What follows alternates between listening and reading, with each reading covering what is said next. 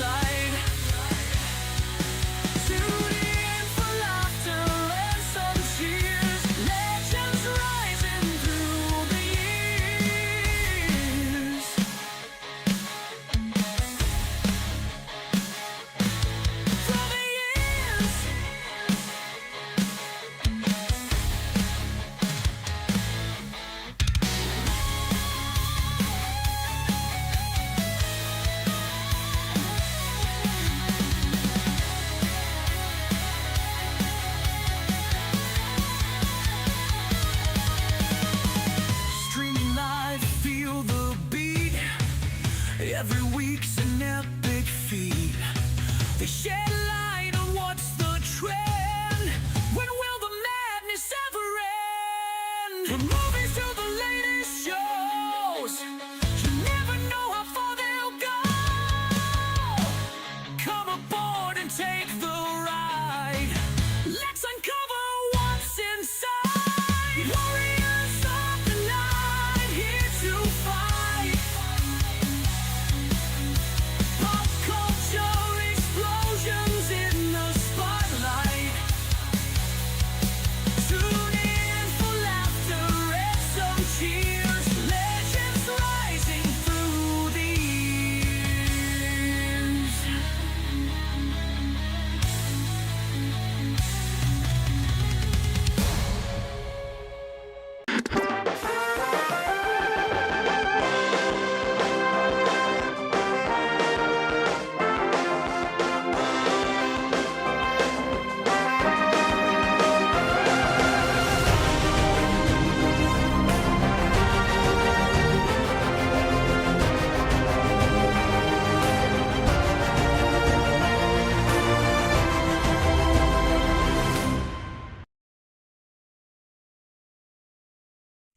Hey, everybody! Welcome, one and all. Today is September 30th, 2025. This is episode 217 of Pop Culture Warrior. It's the show where I stay up to date on all the ins and outs of what's happening in pop culture so you don't have to. Woo! I am CQ. I am the pop culture warrior. And joining me tonight, because I can't do it alone, ladies and gentlemen, he is the one, the only, the legend, the one looking off camera right now. It's Mad Mike, ladies and gentlemen. Oh man. Randomly add him in as he like flicks his butthole. Welcome. Hey everybody, what is going on? We're also doing something new tonight. I literally decided 3 Which minutes means prior. It's gonna be a fucking short show. I literally decided like 3 minutes prior. I was Can't like, hear you guys. Not seeing anything. all right, good night, ladies and gentlemen. Fucking can't hear you. I turn the volume down. Oh man. We're also live on Discord. We're live on Facebook. We're live on X. We're live on YouTube. We're live on every goddamn platform on Earth. Plus, Disney Plus, the Grinder, AOL chat rooms, Walmart.com. Like we're Granny Lovers 3000. We're on them all. FarmersOnly.com. Wherever you need. You don't have to be lonely at FarmersOnly.com. Remember that jingle? I'm gonna get sued for that. Late night TV player. But we're also live on Discord, so if Which you're I out never there understood watching that. We're going to talk about that for a minute. Because it's like, why would you advertise that at like 12 midnight? It's like, you know what time a farmer gets up at 4 in the fucking morning? They're not up at 12 a.m. It's like, I got to work in 4 hours. About it.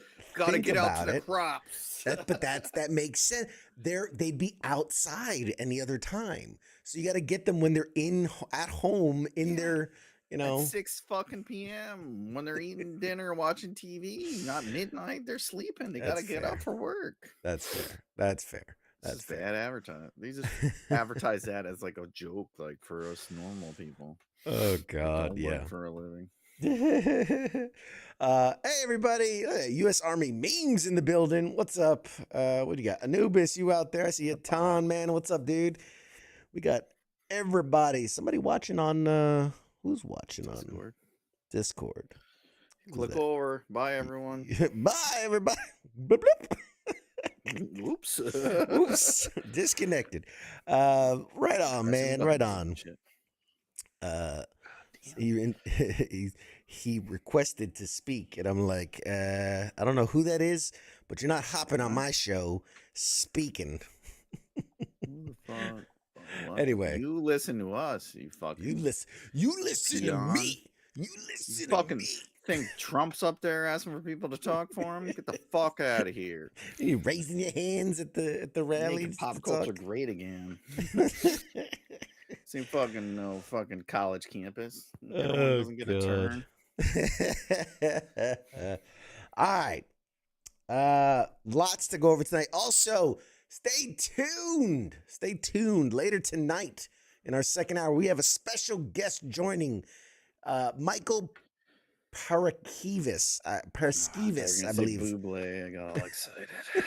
The Boobly himself will be here. No, Michael Paraskevas. He is what is that? You? If you're interviewing yourself, I'm fucking out. I'm not coming back. I'm interviewing myself. This guy's name sounds almost like mine. I'm fucking having him on my show. I'm having a stroke. I'm doing the two-face bit. No, he's a composer. He's done stuff for like Agatha All Along for Marvel. I believe he did stuff on Hawkeye and a bunch of other shows. So he's a wonderful Marvel composer. Stuff, got it. Marvels. He did the Bunch Marvel of other stuff. You're like all the Marvels. The only stuff that I care about. You know this by now. He could have been an Oscar. Pop culture, we just call it he could have won a Grammy, an Oscar, and I'm like, you did that one episode of Daredevil, right? Yeah. You did that jingle. 6 fucking Emmys, a Tony. Guy got the Presidential Medal you of did Freedom. The intro to Marvel Zombies, did you not? Let me talk to you about for 3 hours about that. You did that jingle for that thing, right? You know, Do you did the. Tony Stark personally, or Oh man, do you remember? Is it what's the You did that Disney Plus? Yeah, you know, like when it starts. Yeah, the sound effect. You did that, right? That's you. Like, yeah, I guess. No, he's he's done a lot. 39 more questions about that one thing you did. What's it like? What's the mouse like? No, but yeah, so tune in. He's gonna be here live joining us. We're gonna have some real good talk. I met him in San Diego, man. Really good dude. We had a really great conversation about really short. In San Diego. Listen. A little business, a little pleasure. What I do in San Diego Comic-Con San is my own Diego, business. Land of men. Just saying. Okay. So, a couple of things. Dude, Disney next did week. cancel us, but we came back. Thank you, people, for Yes. voting us back in. You know, Jimmy Kimmel also got canceled, but you know, we were the headline. we were all over the news. Yeah, your guys' ratings are low. Like we had the same 3 people watching us forever. As soon as they stopped watching, the other viewers are our phones we have on in the background. I have 84 phones just streaming me in the corner. It's like, oh, he's canceled us. It's like, we got you guys back. Why is the IP address the same on all of our viewers? Oh, it's weird. Fucking don't tell Facebook how we do things. God damn it. That's weird. That's strange. Next week, dude. Next week is New York Comic Con, baby. I'm so excited. Never heard of it. Never heard of her. My 4-month-old says hi. Hey, Insomniac, tell your 4-month-old we said hi back. Where's my money? Goo goo gaga. Goo goo gaga in this bitch. Anyway, God Jesus, I slammed an energy drink, and that was probably a poor decision before this. I'm tired as fuck. Oh, so yeah, New York Comic Con next week. We still got a show next week, and I think we have a guest. Dude, we have a lot of guests. A lot of guests coming up. I was looking through the little appointment sheets, and I'm like, oh God, I did a lot of guests all in a row. So that's gonna be fun. That's gonna be interesting. But how you doing, Mad Mike? I feel like we haven't seen each other in like a month. How you doing, buddy? Yeah, it's been a month. Yeah, I'm good. I'm fucking here, ain't I? Now you see why we pay him the big bucks, folks. He's really with the conversations. He's really a conversationalist. Yeah, we got shit to talk about. Let's see. I mean, what's come out recently? I know they dropped Marvel Zombies. Yeah, we watched Marvel Zombies, which was good. I liked it. Yep, very quick, 4 episodes. I mean, had Arthur Sinem do the artwork, but whatever. Can't get all cool with it. It was good. Yeah, I mean, it's 4 episodes. It's basically a 2-hour movie. Like it's what it's built. Is that to it be. Though? They're not doing any more. That's just it. The 4. It's the 4 episodes. Okay. I thought there was one. I thought there was like 6. I'm pretty sure it's just the 4. They're gonna come back with another season. Like no spoilers, but there's a bit of a cliffhanger at the end. So well, my thing was like, oh, because you ever wonder why like Kamala Khan, yes, Harris, right?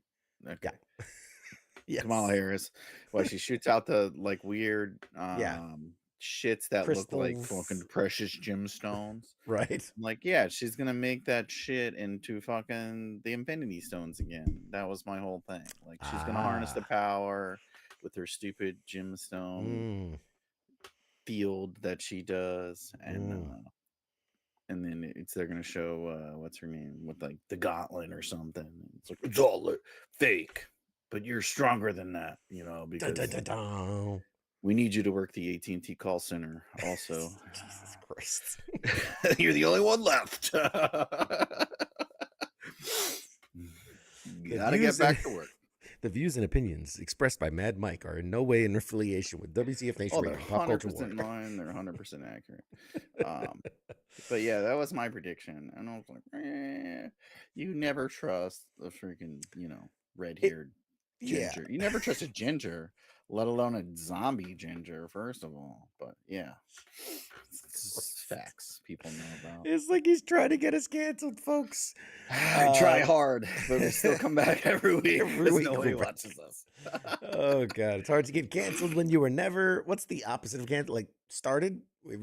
You were never accepted. It's hard to get canceled. Not taken off. So no, I liked it. I thought it was good. They had no fear about like ending how people. Did, Hawkeye shooting arrows as a zombie? I would just want to see like his eyeball fall out or something, I mean, that's that. I mean, you remember in the Marvel zombie books, like when they would eat, they would regain their kind of, because they're like, see, so this is where it's complicated because they don't show any of that and they just go off of right. But this is what I'm saying. In the books, there was this whole thing of like regular zombies are just mindless zombies. And the only people that turned into like the powered zombies obviously were superheroes. But you had people like Iron Man also turning into zombie, which is like, but he's just a dude in a suit. Regular He's zombie. just a regular dude, so he shouldn't be a special zombie. He said, if I want Sports Bar in the chat said, if I wanted to watch zombies in New York, I'd just watch the Jets play every weekend. Oh man. Well, you could see Tyreek. He's half zombie now. Hey, what's up, Ed Burlow? What's up, dude? Heath. What's up, man?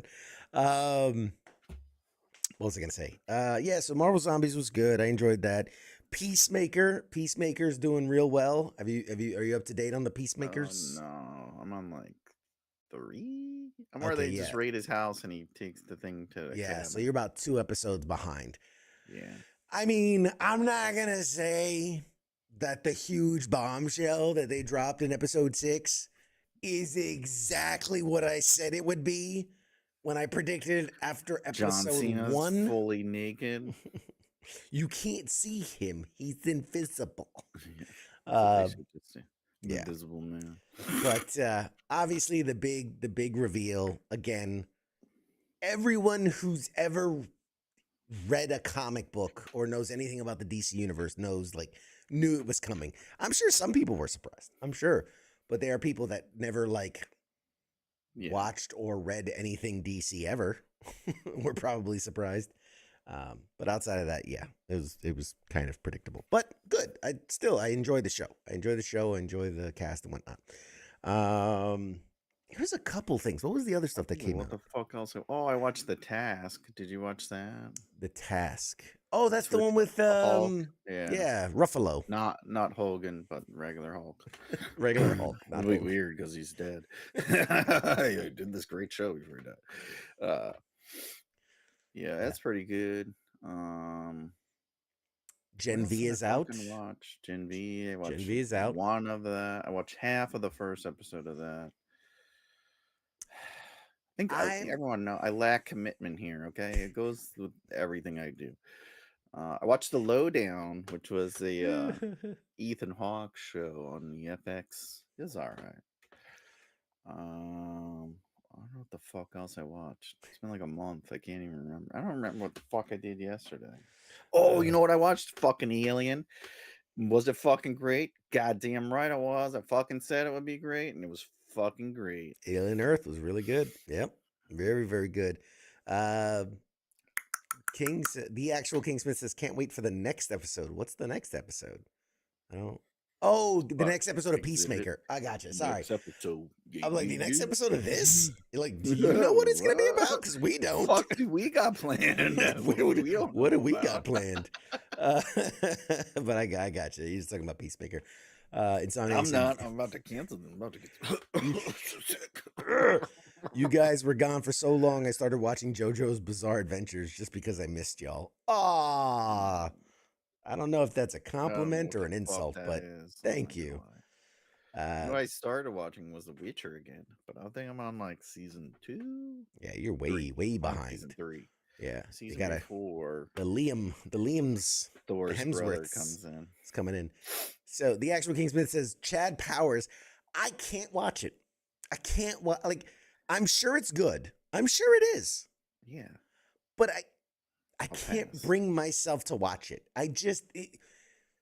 The Everyone's like, it's premise. surprisingly good, but it's like that doesn't make me want to watch it. It He's was like, funny when when it you was expect Eli. absolute It shit. was funny when it was Baker Mayfield. It's funny when Yeah, they're really talented. It's not funny when it's like like you're taking it serious. pretend. Yeah, I seen that already. It's The Replacements with Keanu Reeves. it's like, It but was alright. my thing is like, it's funny as a, uh, it's When you're funny. really talented, spoofing on people that don't think you are. Like, oh, look at this fucking guy. What's he gonna do? And then he fucking rips a fucking 70-yard fucking spiral into someone's face. Jesus Christ. No, I was saying, like, it's funny as an SNL skit, right? As a sketch, it's funny. Like 10 minutes max. As a 2-hour movie, ugh. It's a series. It's a 2-episode. It says series. I didn't. Is this a series? I don't know. Two. I don't know. No, it said series. I thought it was a movie. I thought I it was don't a know. movie. I, like you, I'm not watching it because I will not fucking cave in to fucking nonsense. And Mr. Johnson in Did you chat. see Eli fucking? He was a umpire for the Savannah Bananas. No, I did not. I don't watch a lot of bananas. They're making a show. Well, you should because they're making a show about it. They're making a show about everything. Eventually, we'll have a show about us. I hope they don't. If they do, I'm just giving up. I'm fucking quitting. I'm out. 4-episode miniseries, right? Is the Chad Powers things. Mr. So Johnson same says amount as Marvel Zombies, which is 100 times better. Okay, Yeah. like people put a lot of Watch effort that. into it, and these guys are just like, yeah, let's get Glenn Powell.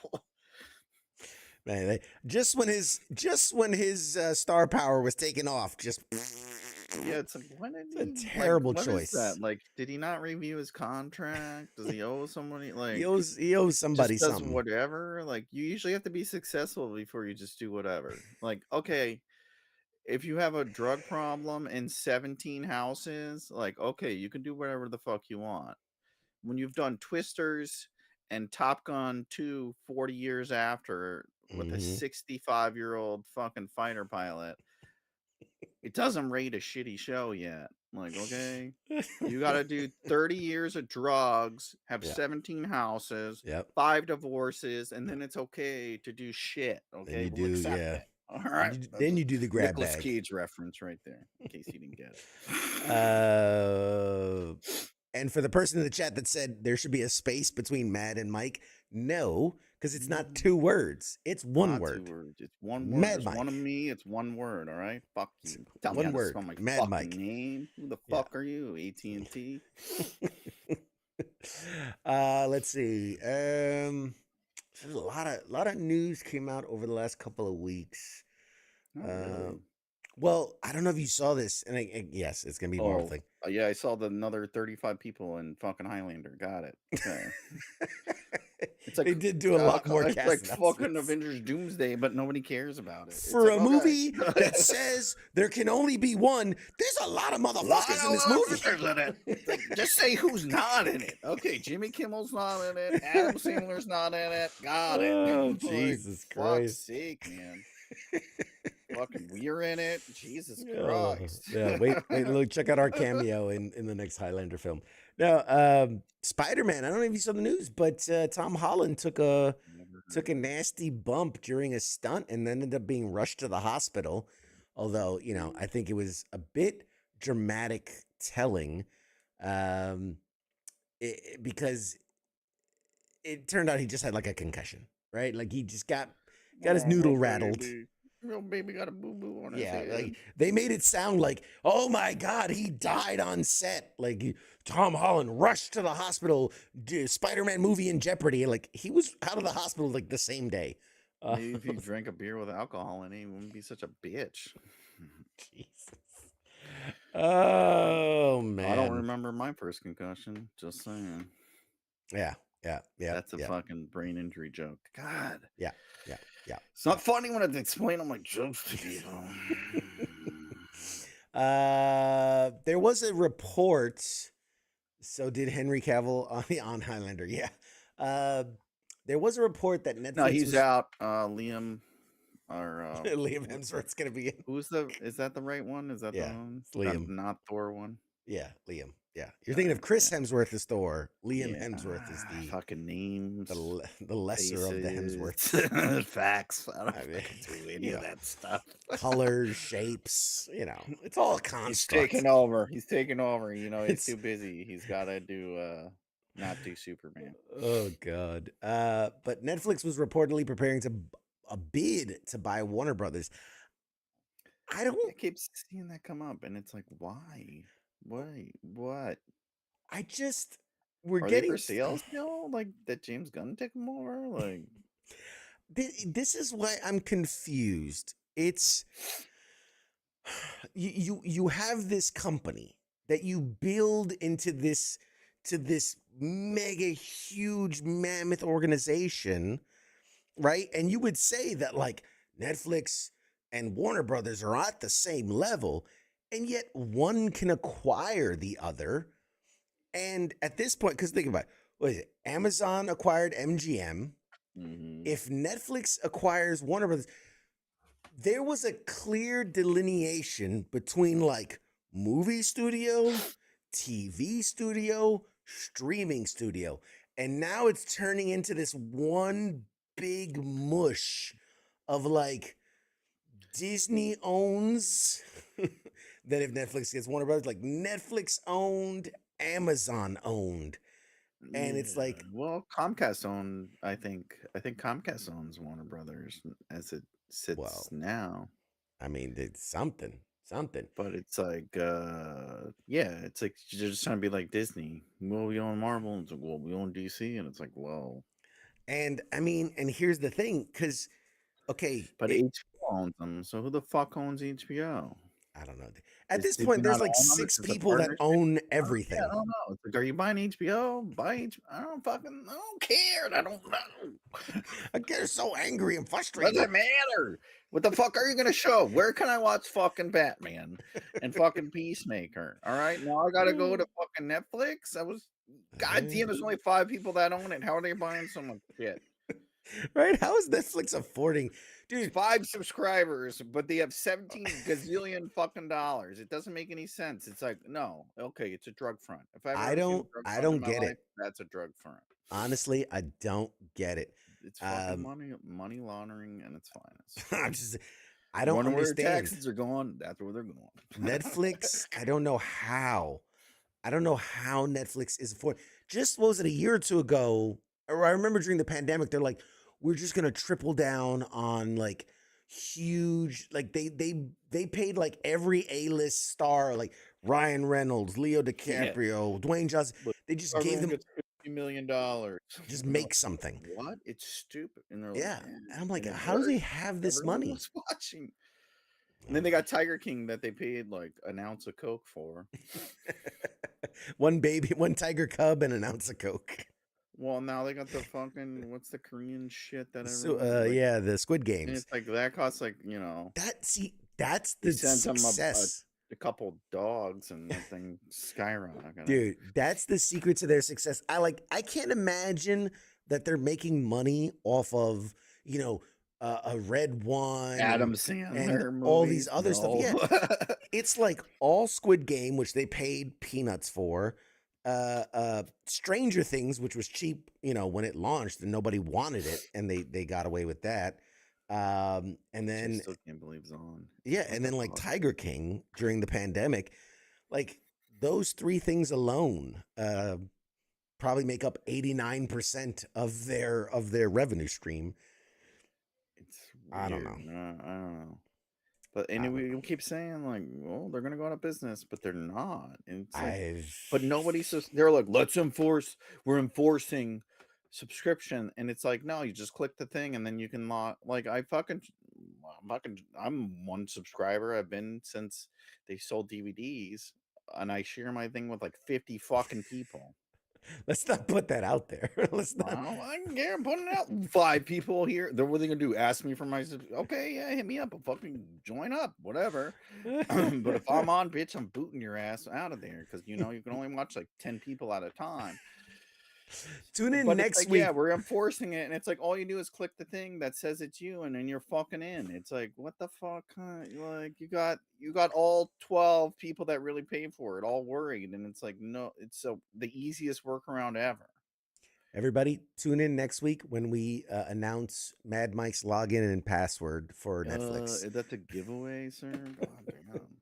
Everybody wins on that giveaway. Patreon, you also get access to my Netflix.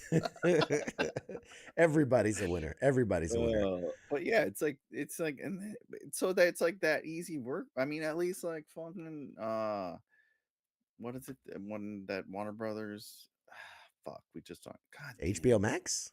HBO Max, you have to put a code in now. It's like, is this really you? You're logging in here? Are you sure? And it's like, we say a code. Put the code in. It's like I dare Netflix you. is just like, yes or no? Dare you? Yes or no? Got him. It's like, who are you getting? Like 3 people that can't fucking read. People that can't read. They're looking at the buttons like, shit. Let me try again. Oh, left. I'm gonna go left or right. Well, I'm right-handed. Got him. Got him. Oh man. Talk about the dumbest shit. Yes, that's true. Daredevil, which was filming I think they just wrapped season 2, Daredevil Born Again, has already been renewed for season 3, which I'm like, hey, all fucking for it. Give us more. Give us more of the Devil. Give us more of the Punisher. I'm all for it. I love it. Loves me some Daredevils. You look like you wanted to say something about that. I didn't hear what you said. They finished season 2 already? Yes, and they've been greenlit for season 3. They've already been I saw renewed. That. Yep. Let's see. We still got about half an hour before our guest joins us. Let's see. Some of the other news of the day, dude. So speaking of the Peacemaker series, have you seen the whole thing about the emote and the whole thing behind that? I don't know if you caught that. So obviously, like one of the later episodes, or is it like a publicity thing? Okay, so you know the dance sequence they do in the beginning. I don't want to spoil it if you haven't seen the latest episode, but it turns out that the dance moves have a bit of symbolism in it. That is of the German persuasion, and so they did the emote for like Fortnite and stuff like that, and obviously once the revelation came out that this isn't appropriate, let's just say that, they basically went ahead and banned the emote, and they're like, which I love the statement. The statement was the most politically correct statement you can possibly make.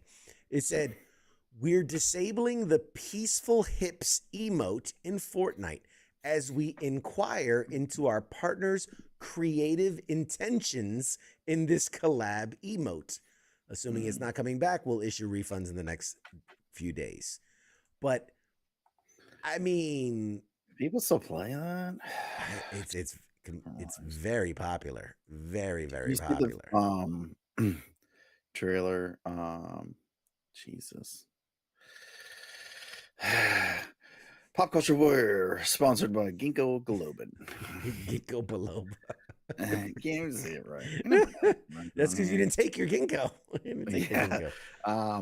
For fucking Battlefield 6. Oh, it's funny.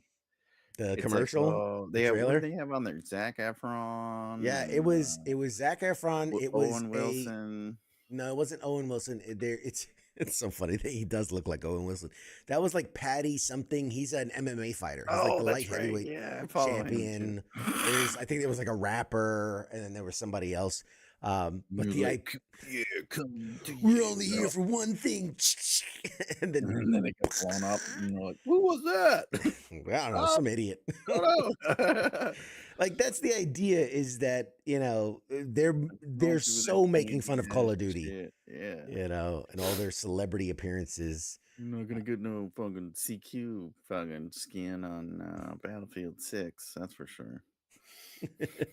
Are they seeing my chat? No, they're not seeing your chat. Nobody's seeing your chat. Not even us. Not even us. We just make up shit. So King in the chat says on April 23rd, 2024, CQ said on Pop Culture War, we will never see Hugh Jackman play Wolverine again. Do I care to stand 10 toes down on that statement? Jesus Christ. Well, Way to considering harass it's somebody with a brain injury, you fucking asshole. I mean, considering it's already been announced that he's coming back, I guess I can say that I was wrong. Okay. I guess I can say that I was wrong. And in that specific circumstance, we will see Hugh Jackman. Although I do think this It's is, just because a complete lack of, yeah. let's just not do anything. It makes money. Let's just keep bringing him back. It's not that like he's talented at the role or anything. I mean, here's the thing. This will be, and if you want to mark down my words, today's September 30th, 8:33 p.m. Eastern. No one's gonna mark it down. You mark down all the dumbest shit he says? No, because we don't have enough memory on our paper to write this shit down on. We don't keep track of how many times someone's wrong when they're always wrong. Yeah, I can say one dumb thing like a year. I will say this is the final appearance for. I mean, and that's what Deadpool and Wolverine was supposed to be. Yeah, was he in Doomsday or something? It's like, yeah, everyone's in there. Exactly. King that's Smith my point. is in there, but he didn't show up, because that's what he does. I mean, yeah, he's late as usual. No, this is the official send off. They're going to end that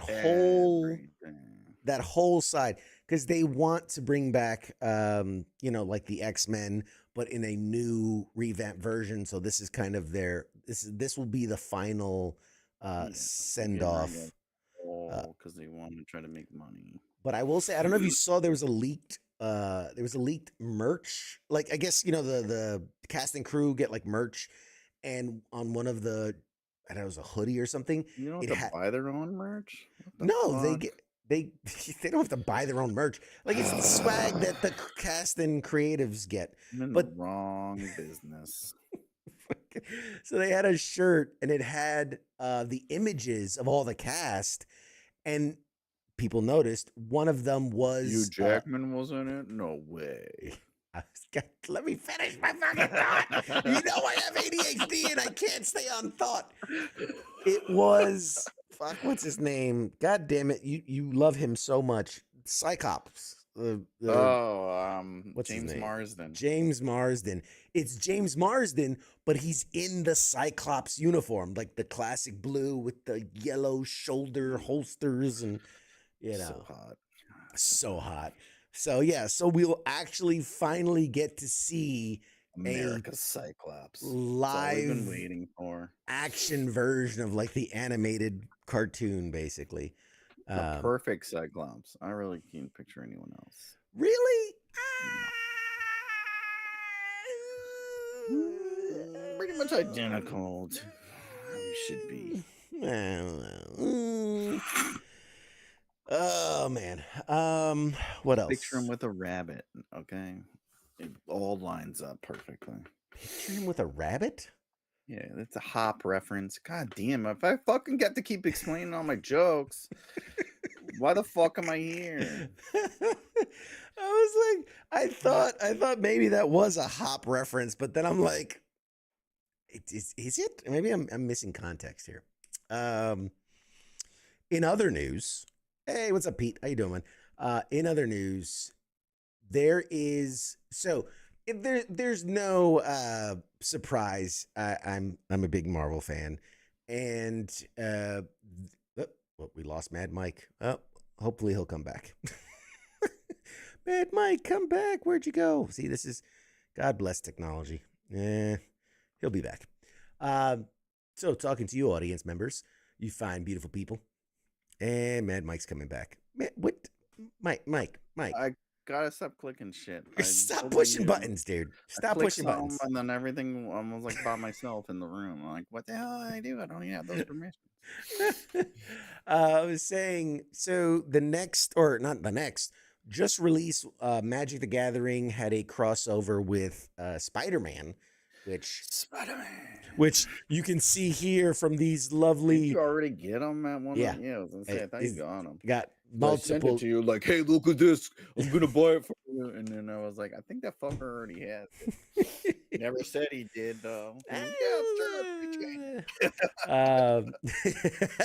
Sugar Plum on YouTube said Mad Mike got mad. He had to keep explaining his jokes to you, so he dipped. You got bored.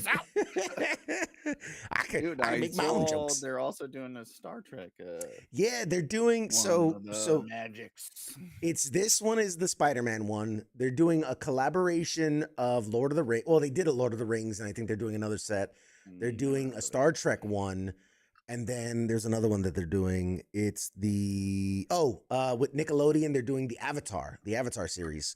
So there's Magic's really picking up in popularity. But the reason I brought this up is one of the cards in the I hate that I gotta explain this, but for people that don't understand, like when you get Magic the Gathering cards, like you had your common, your uncommon, your rare, your legendary. And any card ever. Have you ever collected a card in your life? Yeah, there's always different levels. Cards, which started it all. There's different levels to it. Card, foil card. Then came like the foils and the prismatics and then they started doing everything they could to make it more and more. So like there's the borderless, the variant, the alternate edition, the error cards, all these things. So one of the cards that they released in the Spider-Man set, because apparently they have a Marvel collaboration, so I think it's like every year will be something new. So like Spider-Man, then like X-Men, then like Avengers, whatever. So one of the things they're doing is they're also releasing one Infinity Stone per set. So like for the Spider-Man set, the Infinity Stone you can find is the Soul Stone. Now, it's a legendary artifact and all that. And like always, there's a normal one, and then there's like the uncommon one, there's the rare one. They have one that's called the Cosmic Foil, where it's gonna be like all shiny and dopey and trippy and whatever. Here is a story. This is a real story that says 2 copies of the Cosmic Foil Soul Stone sold on eBay for $15,000 each. Jesus Christ. And this was before the set officially launched last Friday. So it's a little mixed scandal they got going on. I mean, it's interesting that they sold a card that wasn't technically even available yet. Interesting now that happens. Other Soulstone variants. A lot of new props in the background there. Just saying. Nothing to see here, folks. Lights seem to be working. Nothing to see here. Stream seems to be going seamless. I have a whole staff behind this. What's that on your desk there next to that printer? There might be some cards. Print out some cosmic gemstones. I can neither confirm nor deny what this Magic the Gathering card is. I don't know. That's weird. That kind of talent. We can't even run a regular show. So they say other Soulstone variants are also fetching pretty high prices on the secondary market. How are they? Isn't that the first one? How the fuck are they all out already? I mean, There is some speculation the variant is even more rare than the traveling chocobo cards from the Final Fantasy crossover that was earlier this year. These are supposed to be super rare. Now, I will give them credit. I will give Magic and Wizards of the Coast, who owns Magic the Gathering. They did a Lord of the Rings collaboration. And obviously, if you're a Lord of the Rings fan, you know there's one ring to rule them all, right? There's only the one ring. So obviously they printed 1 million of like the ring cards, but there was only one ring card that they printed. There was a 1 of 1. It was like the one ring or something like that was what it was called. And like all of the writing was in like Elvish, and it was like super, super rare. And dude, people were going batshit crazy for that card when it released. People were putting out like 10,000 offer, 15,000 offer, 25,000 offer. And I forget how much it ended up selling for. Let's see. It was a couple million. I think we talked about it. Yeah. Let's see. I'm trying to find the story. Oh man, it'll take me a minute to find it, but record sale. But yeah, I just remember 3 million. It sold for $3 million. The Lord of the Rings special One Ring Magic the Gathering card sold for a record-breaking $2 million in 2023, but the record has already been broken. Okay, so it's not. I assumed it was the highest selling card. So it sold for $2 million in 2023, but the record was broken when a 1993 Black Lotus card in a 10, pristine 10 by CGC rating sold for $3 million. Huh. Who has a 1993 card in pristine condition? That doesn't make sense. That's time traveler shit right there. I'm sorry. They found and that was on the news or whatever. They like found the box and shit, and it was like all wrapped up, and then the card was in it. But it's like, just have you ever sent anything through the post office? That's what I'm saying. Like, it's like, no, that guarantees you to knock it down to at least a 5 just by mailing that fucker in. Dude, if I take this card in this hard sleeve and just left it alone and not touched it for just 40 years, grabbing it with your fucking crippled ass hand and sticking it in that thing, it's already a 7. It's already 9.7 or whatever. That's why I don't. It's like those things only come from the fact. It's like they just shoot it into the sleeve at CGC. Like, and that's what they say. It's go insane. to somebody who like turns it in. I don't think has it ever been done. Like, somebody turns in something that's a 10. No, it's like, who sent this in? Not the manufacturer. Okay, it's automatically a 9.4. But that's what I'm saying. Like, even coming off the printer, because like they get pressed and there's there's micro abrasions on the card. 50 fucking miles an hour on the belt. Yeah, it's like there's no way that thing comes out pristine. No. Anyway, I'm getting up on the high horse. Like, line, it's like a 10 or what, a 9 point. Like, even my comics, all 9.8s. It's like I bought them all like in the CGC thing. I never sent it. I'm like, this is I read all the shit. I know all the ratings for I'm like, this is easy fucking 9.8. Like, and I send it in, they're like 7. And it's like, yeah, you sent it in, bitch. That's who's -3. It's like, it's a 9.5. Wait, who sent it? Mad Mike. Oh, it's a 7. It's a 7 for sure. I'm like, wait, what? You just automatically do it. You mailed it in? What did you use? USPS? Fuck. That's -4. In other news, the Wolverine trailer came out, and look, I've said it before, I'll say it again. I hate the idea of exclusives. I don't like Xbox exclusives. I don't like PlayStation exclusives. I don't like PC exclusives. Every 10 years. But I mean, it looks amazing. Let me ask you this. Take out character there is of all Take out the fact that it's a PlayStation exclusive, purely from the standpoint of how it looks, as far as, the graphic violence and things like that. Do you think they nailed the character of Wolverine. Yeah, they did all right. I think it's like the same level as Spider-Man. I mean, it's You supposed to can't take go place off in the that same trailer universe. because it's all the cuts. The cutscenes, yeah. It's like Yeah, the yeah. film cutscenes. It's not the actual gameplay. And it's like, yeah, that all looks fantastic.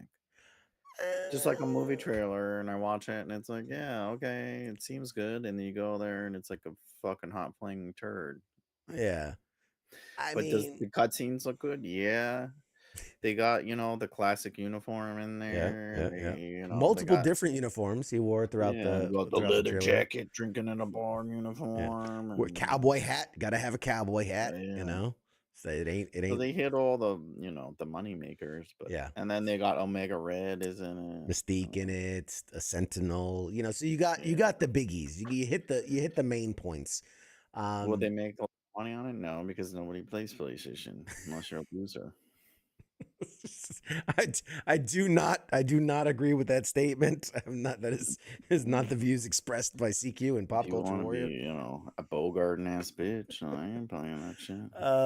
I you know what? I've watched the trailer a few times, and I hate to say it, I don't like the voice. I don't think the voice, like, it's like not they asked bad. AI to do it or something. It's I just feel like Wolverine, he has to have like a grizzled, growly kind of voice. Like Wait, Sony fucked up a character? What? No fucking way. I mean, that's what I'm I saying. don't believe it. That's what I'm saying. I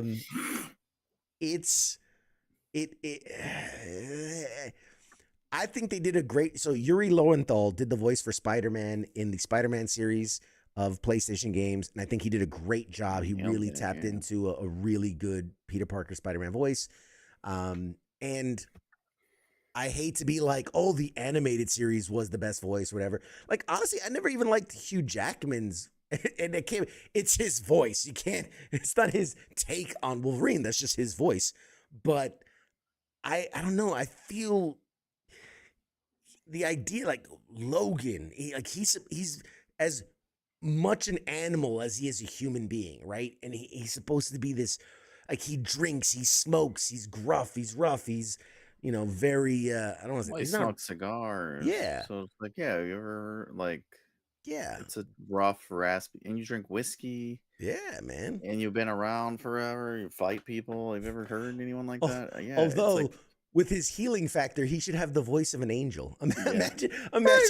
He's all like high and shit. He's like, Shink, come on, can't guys. hit puberty. My body keeps healing itself. Every time I mature, it goes back to the original.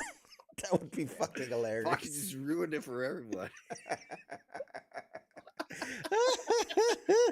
I mean, when you think about it, is because you fuck up your. That's why he drinks and smokes so much. He's like, I gotta maintain this. It's healing, so I keep going back. He's like, any day I don't drink or smoke, I talk like this. Oh God, makes sense though, right? Canonically, we just ruined the character for everybody. Ruined the greatest character of all time. He sounds like Kermit the Frog. Hey guys, hey ho guys. It is me, Kermit the Frog. Kermit the Frog. But that's it. That would be such a great canonical reason of why he's always drinking and smoking. Raspy, fierce looking dude, and then he's like, "Hey everybody." They're like, "Oh no, it's the Wolverine." Yeah, guys, watch out! Run! Oh, fuck you! They're like, what the fuck? What? No wonder he's always fighting. He's gotta defend. Fucking Urkel to do the voice. God damn it! Hi, guys. Anyway, but yeah, the cartoon guy, I think, did it the best. God. That's how I always pictured it. Carl Dodd. Carl Dodd is the voice of the animated Wolverine. The X-Men animated 97 series, 92 series, whatever it was. And he's Canadian, so technically, to talk like an Uber. Yeah. Don't you know? Don't you know about? We got to do something about a boot those Sentinels. Really sorry about this, guys. Sorry, he's constantly apologizing. Falsetto voice. I'll fuck you up, bub. So sorry about that. Sorry about that. I just Oh put God. water up my nose. Oh God. There's Anubis said that EA was bought for 55 billion. So did that go through? Did that? I saw the rumors and I saw the speculation, but I didn't see The that it was. offer, but I don't think it was official. Yeah, I didn't think it It was went like through officially. Trump's son-in-law and the Saudis. Yeah, it's a What's up with terrorist the Saudis, organization. man? They're just buying up everything right now. It's terrorism. It's- How do you get control of America? You buy everyone. You just And buy that's it, what buy they're it. doing. Yeah, buy it up piece by piece. Do you see? Like, there was a whole big thing. I mean, and we're not gonna get into this, but Yeah, there was and like then this whole big thing about the comedy Next thing you festival. know, you're playing fucking Madden, and everyone's fucking Saudi Arabian. All right, I'm gonna carefully sidestep any of that further conversation. I'm gonna do a little segue. I didn't even know they needed money though. Like, were they for sale, or they're just like, let's buy them? So it says here, EA Electronic Arts, EA, is to go private in record-setting $55 billion buyout offer. Let's see. So they agreed to sell. Has agreed to sell itself to a group of private investors in a deal that values the maker of Battlefield and Madden at $55 billion, which, if completed, would be the largest leverage buyout in history. Saudi Arabia's public investment fund, Jared Kushner's Affinity Partners, and private equity firm Silver Lake came together to buy the popular video game maker with a combination of $36 billion in cash, $36 billion in cash equity already held by red PIF, flags raised there. and $20 billion in debt financed by J.P. Morgan. It's all that OEF Wow. money. For PIF, Saudi Arabia's $1 trillion wealth fund, the investment is a massive opportunity to push ahead with efforts to become a global hub for games and sports, as it bets on enduring value of blockbuster game franchises. I don't know, man. Blockbuster game franchises, though, it's like EA has Madden and like the college, which they just brought back, which is the same thing. It's just different skins. What else do they have? I mean, look. Tiger Woods golf, which I am making no political statement right now, but it does concern me to think that if they were to have controlling interest in games like Battlefield, in which typically we see white versus brown in the games. I mean, call it what you will. I'm fucking in. So now what? We're all running in, blowing shit up. Fucking count me in. I'm up for a different perspective. I've been on one side. I might as well do the other. I'm just saying, like, I mean, I would be shocked to see them different shit. Like, okay, now we gotta do the flight simulator. Okay, where are we flying this bitch? Oh, I got this. Okay.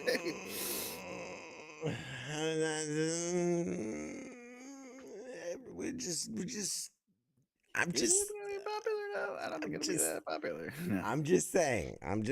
I don't know what that's gonna look like. So that's not where they're going. But they don't have a lot of. What, they have Battlefield? I didn't realize. Oh yeah, Battlefield has a lot. EA has a lot of properties. They have a lot of IP. Battlefield. It's all like the sports games though. It's like Battlefield, UFC. But you're thinking of EA Sports, but EA as a whole has a lot of stuff. Zombies versus plants. They're really into something there. Taking over the world. That made them like $80 billion. You know. Nobody plays it now though. So Apex Legends, everybody knows that. The Battlefield, The Sims, one of the biggest of all time games. The Need for Speed franchise, the Mass Effect franchise, Dragon Age, Titanfall, which they haven't really done much with Titanfall. If they need to go back to that. They canceled the next one or the UFC games, the NHL games, the college football, the Madden. Yeah. I mean, that's just some of their. They're going to change the Sims. Like, all right, okay. Get out there and work the farm. Watch what you say. Just mindfulness. Mindfulness, sir. Mindfulness. Let's tiptoe. Just beating the shit out of women. All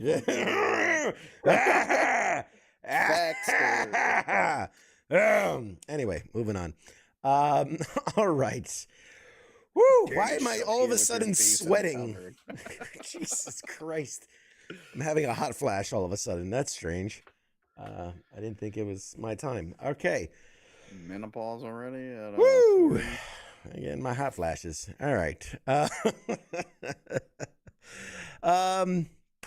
What other story? There was something. Oh man, there was something else I wanted to talk about. I can't remember it now. What was it?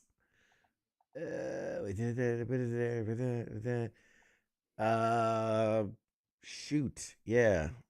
Gen V, Marvel Zombies.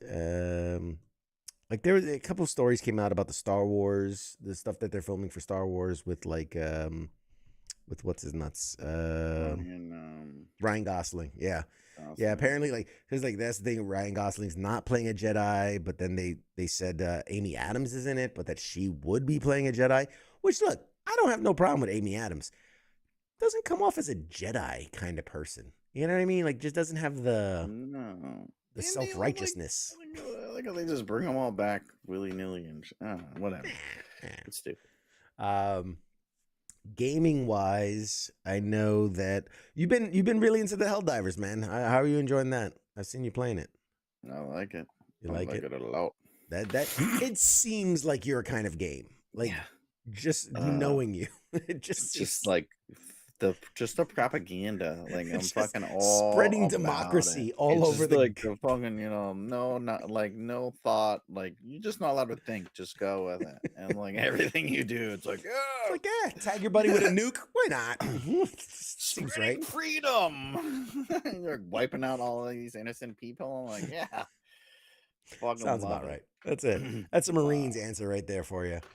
But dude, I saw what's the other game we were playing? Well, we tried to play Ready or Not.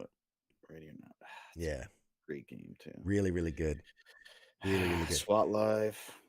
Taking down the pedos, taking down the druggos, everything. I will say there's a hidden command that I found by accident. So true story. I'm taking out this drug house, right? I'm taking out this and I'm going in there and I'm 30 raids deep. I'm 30. It's been a long day. I'm tired. I've seen some shit. You know what I'm saying? And at one point, like I was arresting everybody, and like I don't know. I remember they shot me or something. I got real pissed off, and I was like, "That's it. I'm executing everybody." And I just started executing. I've been there. And it comes over from the talk, and they're like, was it number one has gone rogue. He's lost his mind, whatever. And they're like, "You are clear to engage." And you know, in the little corner, they have like the wheel that you give assignments. It pops up, "Kill me." And I'm like, what? And I do it. And it literally, you go over the comments, "Come and get me." And I was like, holy shit. And they come hard. Oh my God. I mean, they come after you with ruthless aggression. But anyway, that was fun. You should try it. It's fun as hell. It makes the game very different. It takes on a very different spin all of a sudden.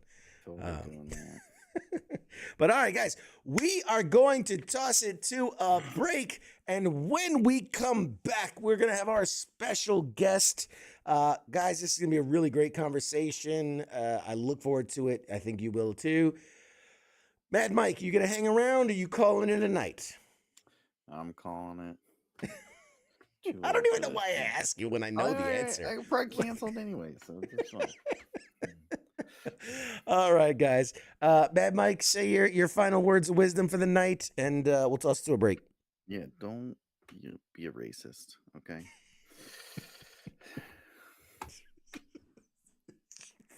Maybe pass a budget if you're in politics. Maybe pass a budget. I don't know. Yeah. Excellent words of wisdom. Excellent words of wisdom. All right, guys. We'll be back after this short break. Shots.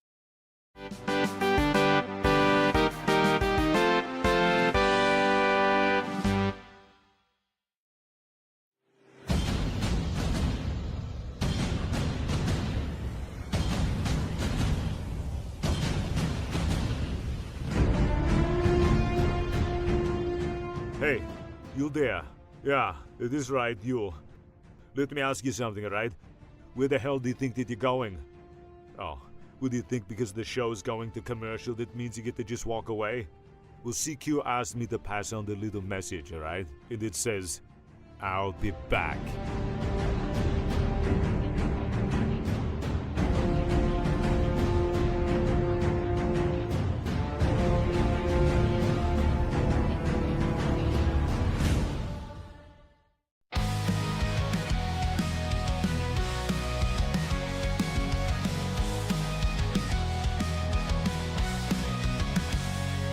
In the shadows of the city bright, where heroes rise and take the fight, there's a voice that breaks the night. It's CQ with the insight.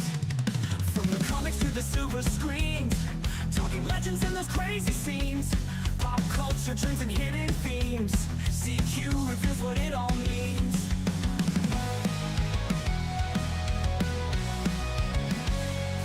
From the comics to the silver screens, talking legends and those crazy scenes, pop culture trends and hidden themes. CQ reveals what it all means.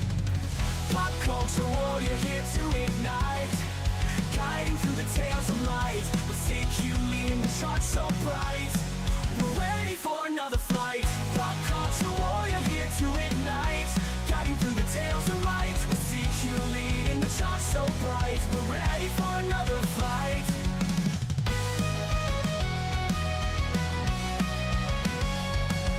Marvel at the twists and turns, villains playing heroes learn. Every episode we'll discern lessons from the past to learn. Games we play and books we read, CQ's wisdom's what we need. Memories that make us bleed, together we will take the lead. Pop culture warrior here to ignite, guiding through the tales of light, with CQ leading the charge so bright. We're ready for another fight. Pop culture warrior here to ignite, guiding through the tales of light, with CQ leading the charge so bright. We're ready for another fight.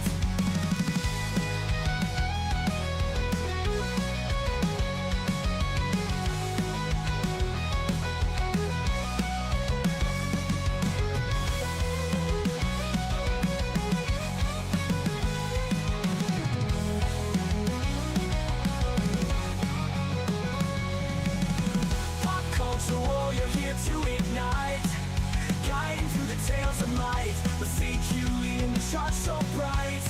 We're ready for another flight. Pop culture warrior here to ignite, guiding through the tales of light, with CQ leading the charge so bright. We're ready for another flight.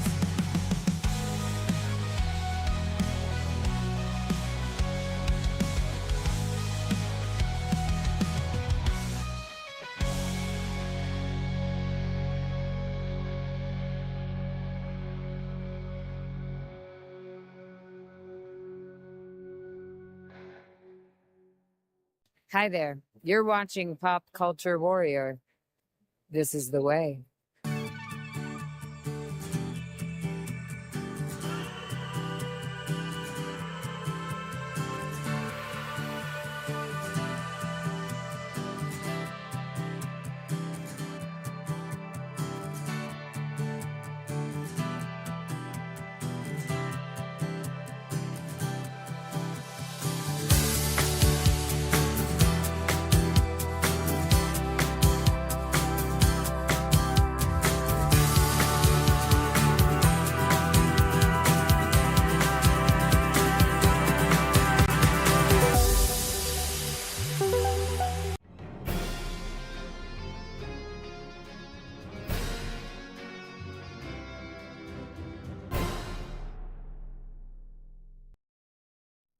Hey, everybody, we are back. We are back.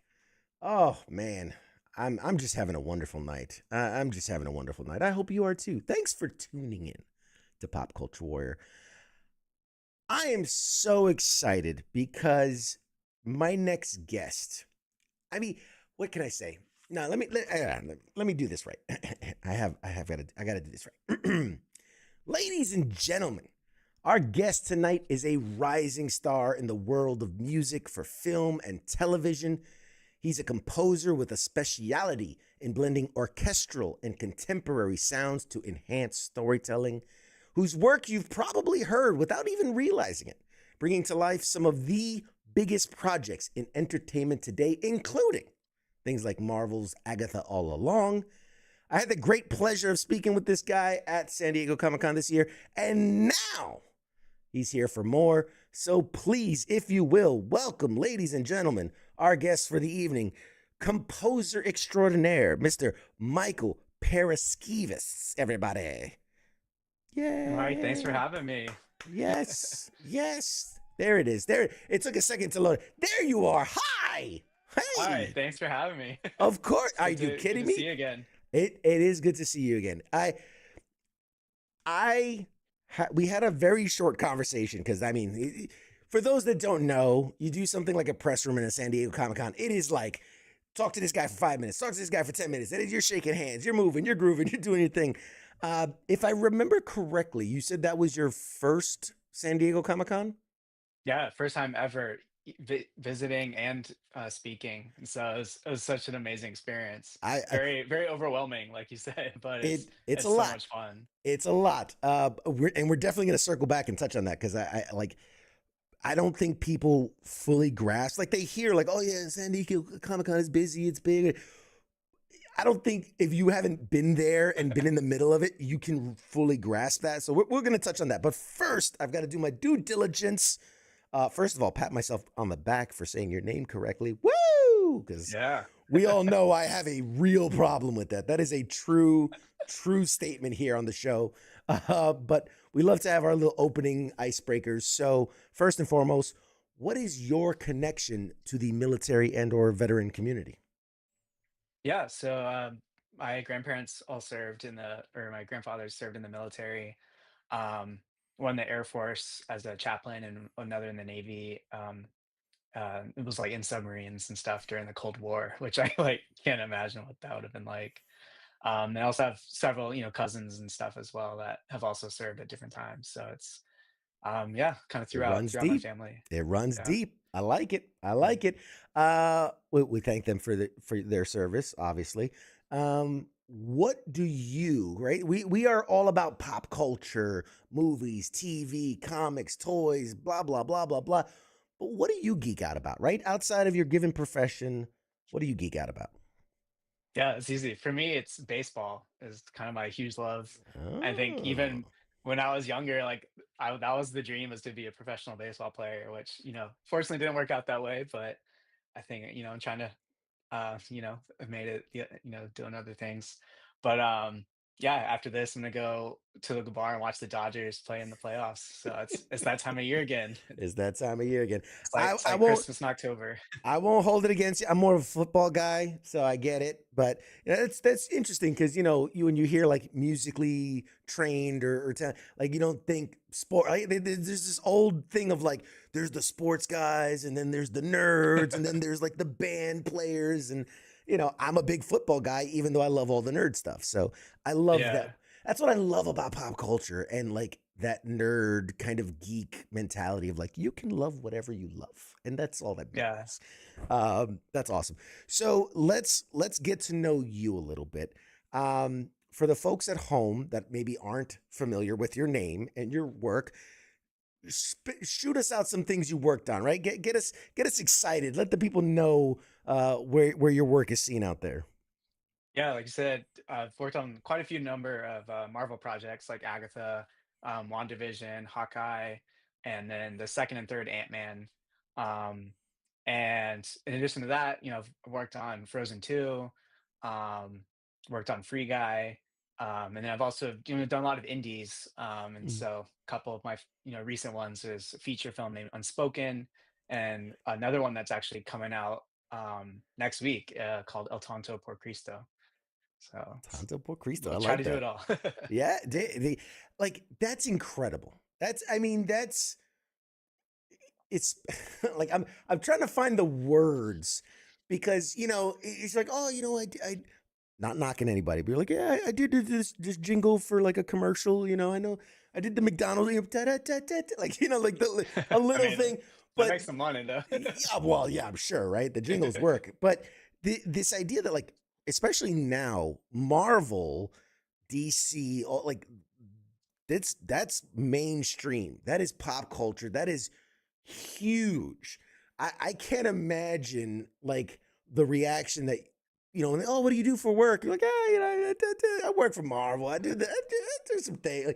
Like that's got to be like if you talked with young you for a second, right? And said, "Hey, we're going to be doing this thing." And like how do you think you would have took that, early in life? I still pinch myself like even today because it's just to be able to do this as a living, to make money, just sit around making music and something that like I just kind of enjoyed in my free time growing up. And um, there's like actual ways to work in that way. I think is really special. And I've gotten to like collaborate with really cool people. I've gotten to travel overseas. Like we've recorded in like Abbey Road. Huge Beatles fan growing up. So like getting to be there and like hearing some of the world's best musicians play your music in the same studio that the Beatles recorded so many iconic albums. Like it's yeah, it's it's crazy to think about. That's And I'm excited for many more adventures. awesome. I love it. I love when people get to live their dream, man, and are just unabashedly like happy and joyful and excited to be doing what they're doing, which I think in any like when you look at the entertainment industry as a whole, right? Whether you're acting, directing, writing, composing, whatever it is, you have to have a passion for it. Like this is not something you're like, I guess I'll write music for Marvel. Like you have to really love and like be, elbow deep in it, as it were. Um, I've seen in this industry where people have been like, I've been building to this since I was in grade school, right? Or I've kind of fell backwards into it because I was trying to do something else.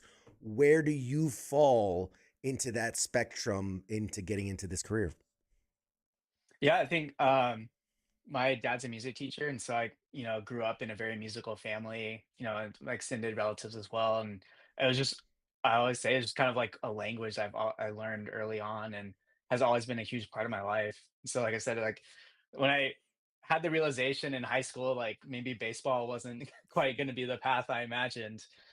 I'd already fallen in love with music and writing music and film scoring specifically as well. Just you know, love love movies and understanding what goes into making a movie. And I think that's sort of where my interest started really taking off. And then, by the end of high school, I was like, okay, this is the path that I feel like I should be on.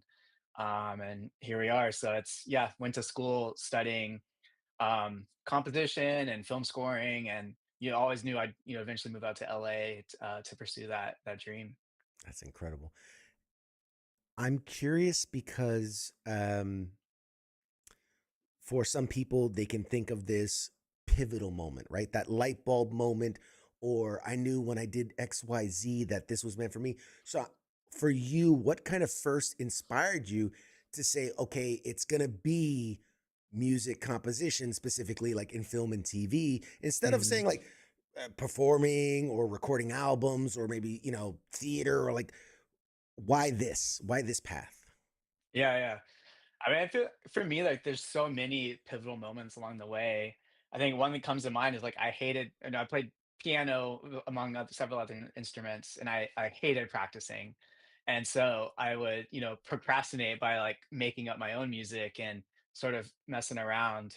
And then, one day I was just talking to my piano teacher, Miss Rebecca Cordes, about, and she kind of saw like a light bulb sort of go off in me, and really thankful for her for sort of like, I was like, oh, you can actually do this. Like there's a way to, actually, study this and, pursue that more full time. And so she kind of, I think, nudged me in that initial direction. And I feel like I've just been running like full speed since then.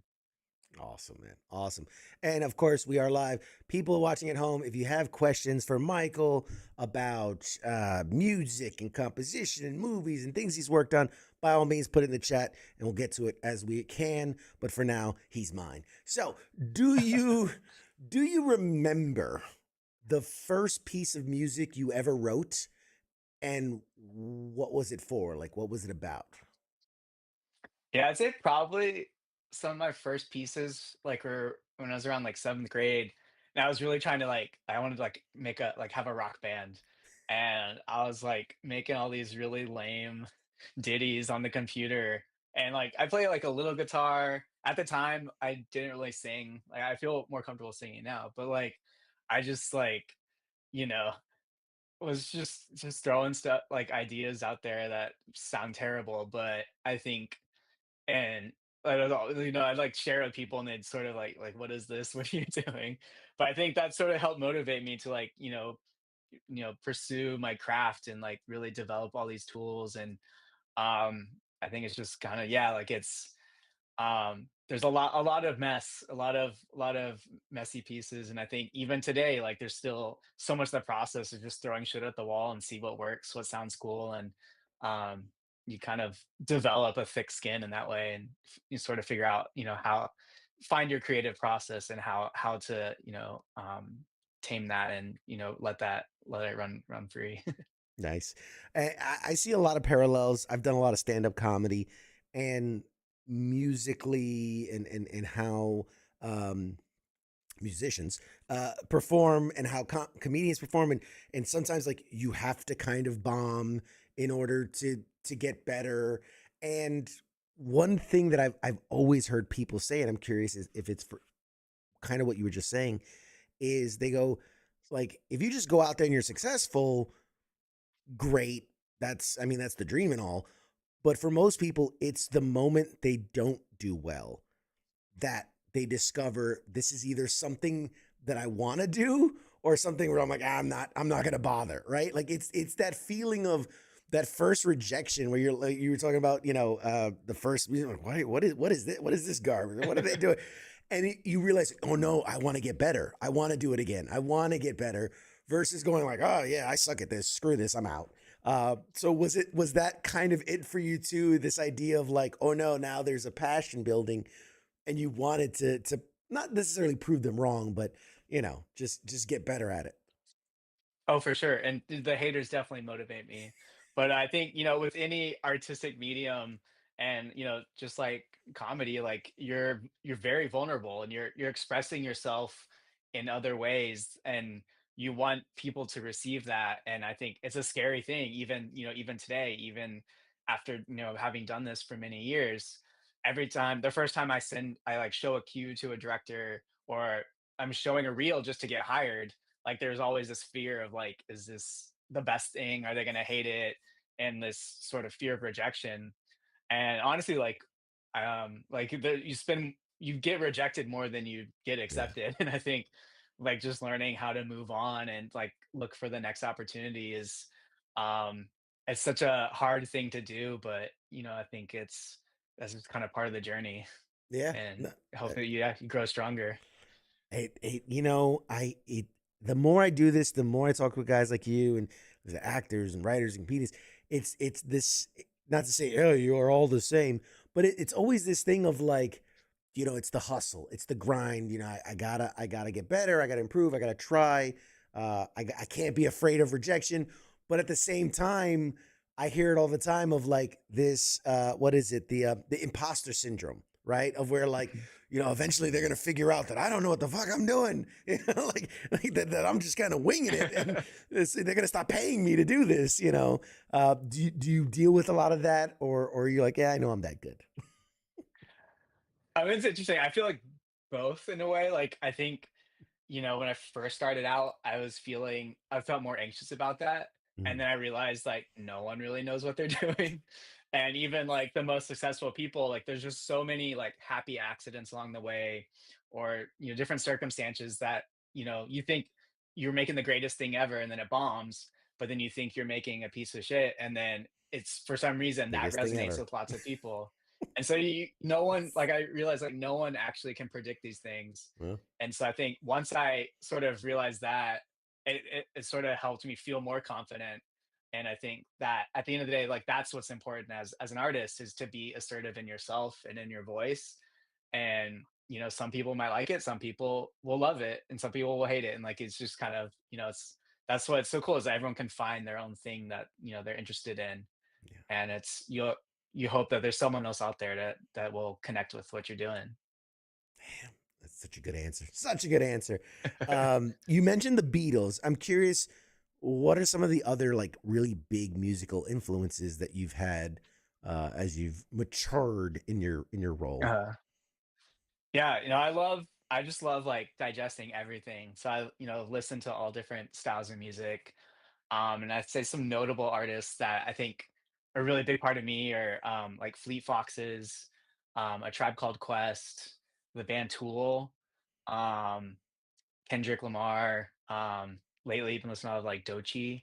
And I think I'm just always interested in like listening to new music. Also been sort of getting it more into listening to more K-pop lately as well, and like that's been really fun. And so I think it's just, there's so much cool stuff out there that, I love. Yeah. And that's, I guess, also then not even mentioning like, jazz artists, like Miles Davis, Bill Evans, or orchestral composers like I think say Tchaikovsky and Debussy are kind of two of my favorites. So I don't know, I just kind of go in every direction. I love it. No, I love it. You can't truly, I think, do what you do without having at least an appreciation, right? For the, I'm not a big country music fan or gospel music fan, but there are things that in it I can go, okay, I can appreciate this aspect of it or what they're doing with this. And I think you have to, especially in your role. I For mean, sure. no, go ahead, please. Oh, okay. Yeah, I was gonna say like film scoring to me is like it's a synthesis of all these different genres and styles, and like you kind of have to know how to write in all these different areas, or at least know like what to learn or how to sort of fake it. And I think that's what makes film scoring so cool is just like this blender of all these different ideas that sort of come together, specific to each story, and then merges something really unique and special. Yeah. And from what I've gathered, I've talked to a few composers and a few scorers.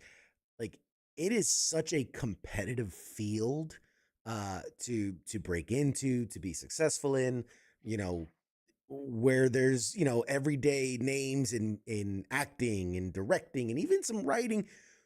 It's not exactly one where people like I when you think of like, oh, the Hans Zimmers of like, score, like those names are few and far between. It it's obviously not something you get into for the accolades. Let's just say it that way, because much like a stuntman, for as much as you are a part of this thing, you aren't very well recognized for it, I guess is what I'm trying to say. Is that something that you think is the way it should? No, that's a terrible question. That's not the way it should be. No, that's terrible. But like, how do we? How should we recognize more? Because I know, like in the Oscars, they're starting a stunt category, which finally, um, do you feel that people in your position that score these things, that compose this stuff, are they being adequately represented? I guess alongside the other, director, writer, actor kind of things. Yeah, I mean, I think so. I think, like you said, there's only like certain people that are at the very, very top.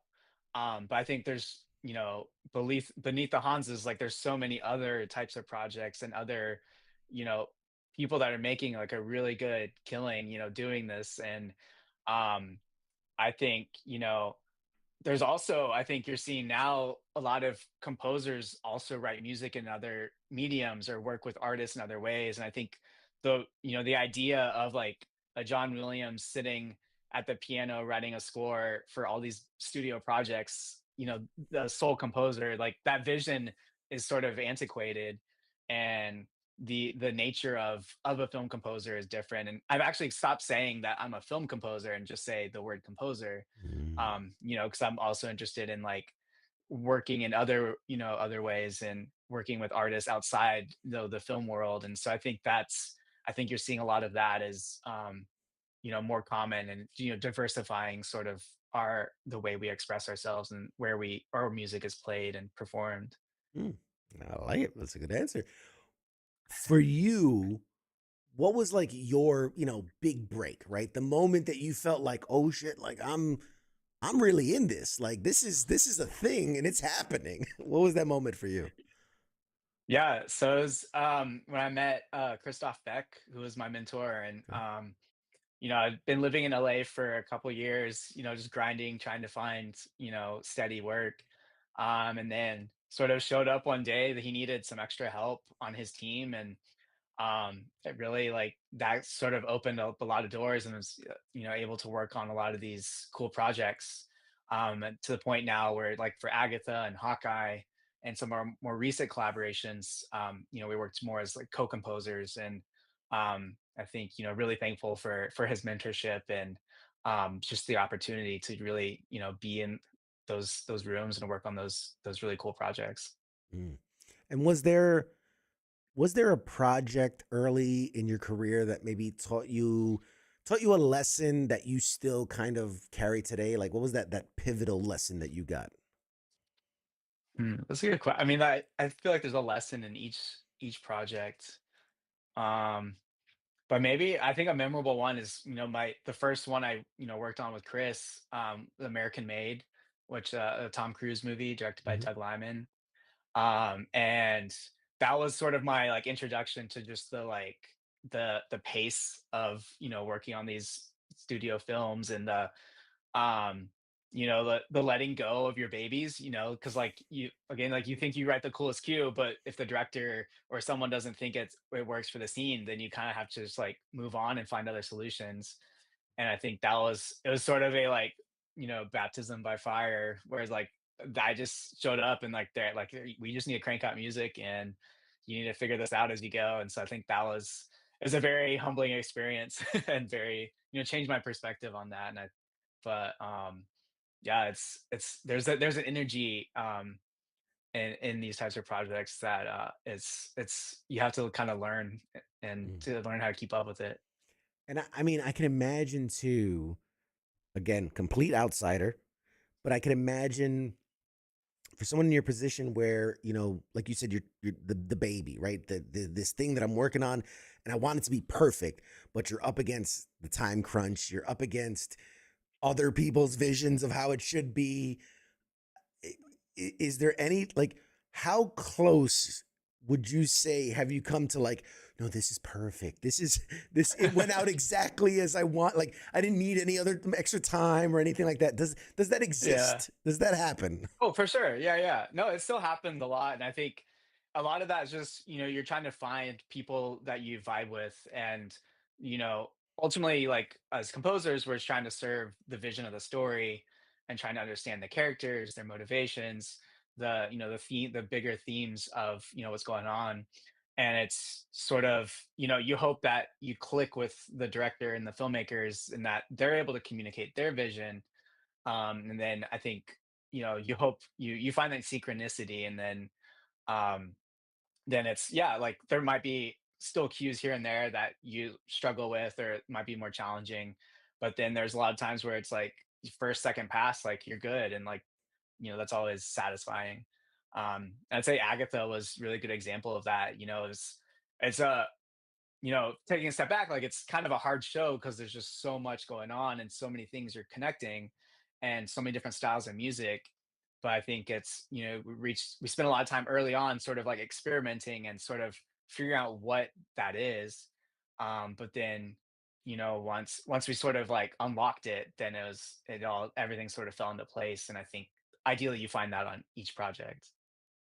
See, I like and jumping into the Agatha of it all and the Marvel of it all, something I noticed, and again, complete outsider, complete, just I'm a viewer, but something I've keyed in on them doing is a lot of times certain characters will have musical like accompaniment, right? That when you Mhm. see the like you hear the score, you go, oh, that's Iron Man, right? And oh, that's Spider Man. Like how much how involved are you in that kind of a process where they go, hey, we need this person needs a sound, a unique signature sound. Like, do you ever get input into that or Oh, suggestions? definitely. Yeah. And I think that's one of the most fun parts about working on Marvel like projects in particular is like they recognize how important music is in shaping the identity of these different characters. And so that's usually, where we start off before we even like score to specific scenes is like we'll figure out like this is the sound for Agatha, this is the sound for Rio, this is the sound for the Coven, this is sound for Billy, and like really sort of flesh out what those different worlds are. And that sort of sets up our we have a different palette for each one, a different melody or theme for each one, and that those are sort of become the building blocks for the score and then how we weave them together.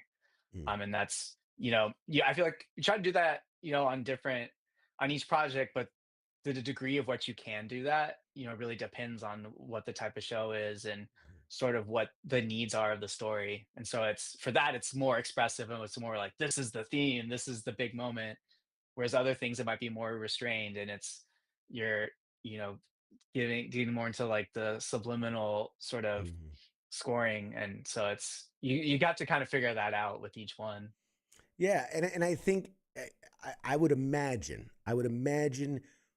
in your role and what you're doing and what you're bringing to the table, a show like Agatha is so perfect for it, right? Because if you're working on Law and Order, let's just throw it out, dun dun, like well, there's the score, we're done, wrap it up, guys. Like there's not a lot you can really play with.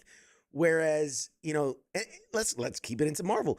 There are going to be certain, I know you worked on Ant-Man and some other things where there are musical elements, but I feel like with WandaVision and with Agatha All Along, there really was this almost musical quality to it. Like it's ingrained in the DNA of the show that it's this, whether it was like the sitcom of WandaVision versus, especially it. I don't know why Wicked keeps coming into my mind, but like it's this very thematic, it's music, it's melody, it's right. So that I'm just imagining for you, was that more of a nightmare because of how much more to do, or was it more like creative playground, a lot more fun because of that?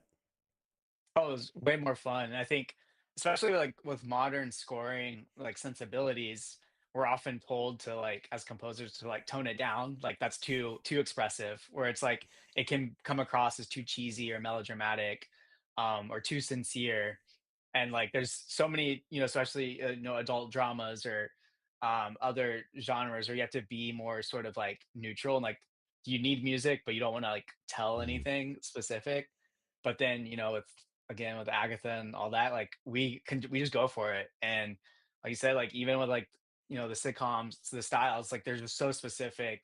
And with Agatha, like the horror references, and so Mhm. it's they're the costumes are going for it, the production design, and all these other hair and makeup, all these other things, like they're going crazy with it. And so I think that's fun because music, like we can do the same and sort of support that. For the lay person, could you give us like what's a day in the life, right? Let's say it's Agatha or whatever you're working on.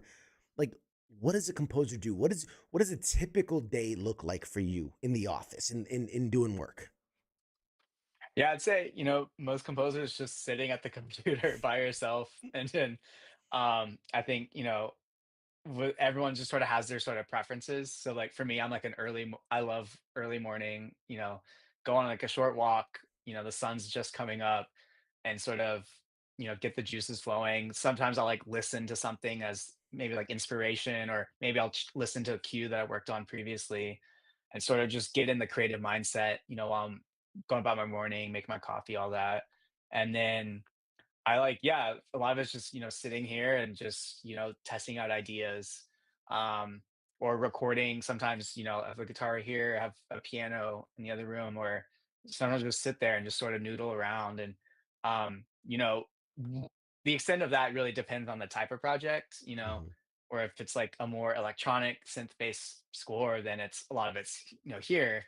Whereas, but it's sometimes nice to get away from that and try out ideas elsewhere. And so I think but it's really just I think it's just like trying to chip away a little bit each day, because it's when you start a project, it's so overwhelming because there's just so much work to do and so many minutes of music to write. And you just kind of, you know, just have to do it like bit by bit.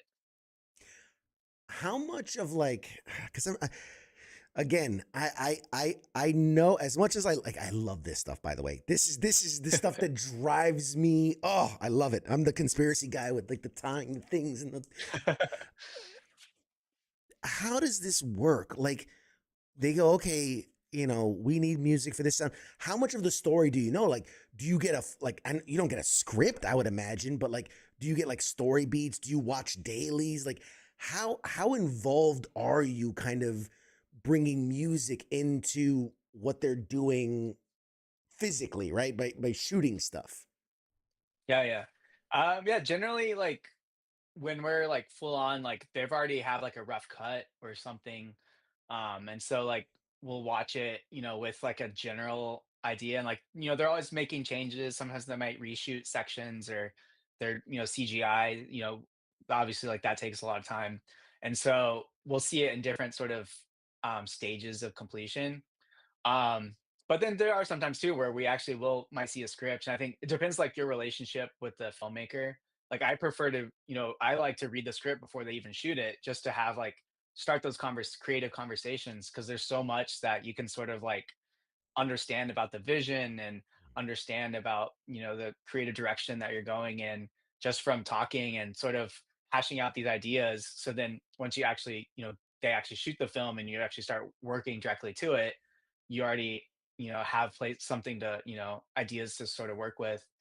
But yeah, it varies because then there's sometimes too where like I always joke like composers are sometimes the last people to be thought of in the process, and like there's times where I work with filmmakers where like I can't show it to them until I have like the cut like super pristine and like, but then now it's cutting back on the time we can spend on it. And so I think Mm. the earlier the better for me, but it varies project to project. Yeah, what you do is magic. I'm just gonna put it that way. Like I know that's the theme we're talking about here, but it because I don't understand. My brain doesn't work in the way of like, okay, here's a sad scene, and like, okay, I see it's this sound and it's this instrument, and then it raises, and then it look like I know how it makes me feel when I watch it, right? And that's what the Mhm. music does so well is it cues us in on how to feel. Is there a way to put it to words to make me understand how do you see the music of a scene before anything's done? I mean, I think it's still just trying to identify what that feeling is. The first time we watched the film, taking notes and sort of like, trying to understand what the characters are feeling or what we should feel like in the context of, the action on screen. And I think it's, with, years of training and experience, it's like, knowing how to like translate that feeling into notes and or into certain instruments or certain colors. Um, but I think at the end of the day, it's still like being in touch with your feelings. And I joke I was like emo kid growing up and like, listening to a lot of emo music. And I think that's basically what I'm still doing now. And so it's just, you know, letting yourself feel these things. And there's times too, like on Agatha especially, where it gets really sad and like, I like tear up like watching a scene. And I think it's you try to channel that and find a way to express that in music. Hey, you guys fucking nailed it. Let me just say, you fucking nailed it. Thing. I don't think I need to tell you that. You know that. Anyway, it was well received as far. I'm a Marvel snob at this point, if you couldn't tell by the background. But and it was one of those projects where when they announced it, I was like, I don't get it. I don't get it. But then you sit down and you're wow, fucking just blown away. The acting was great, the writing was great, the direction was great, the twists, the turns, the music, everything was so good. Um, there's a question in the chats that I can touch on now. What I guess from more of a technical side of things, they want some insight into like what's some of the equipment you use, the instruments you use, the software that you guys use. I'm sure it's a lot of times it's personal preference, but give us a generalization of that kind of stuff. Yeah, yeah, no, it's definitely preference. I think, whatever you can make cool music on, like that's what matters. For me, like the software I use is Cubase and Ableton. And that's kind of like my main DAWs, digital audio workstation. And then yeah, from there it's just there's so many like toys and like it just never ends of like the amount of plugins you can buy or different instruments, microphones. And it's just it's honestly it gets really expensive really fast. Um, but I think, you also look at like, when Billie Eilish like first, came about, like, and her brother Phineas was producing for her. It was just like on a laptop on Logic, in their bedroom. And I think that's, the tools are more accessible now than they ever were before. And so it's, you know, you just spend money getting bigger versions of those things. But um, yeah, it's an endless rabbit hole. Okay, man, preaching to the choir. I was a guy who years ago was just obsessed with watching the film and then watching the DVD commentary and the gag reel and the making of and the behind the scenes and the vignette. Yeah. And now, because of being able to just, oh, let's boot up a laptop, put on a camera, put on a microphone, get to talk to the creative people that are making these things happen. It's fucking mind blowing. No, it's really cool. Um, I mean, we've all heard how secretive Marvel projects can be. Everything has to be under wraps and NDAs and all this stuff.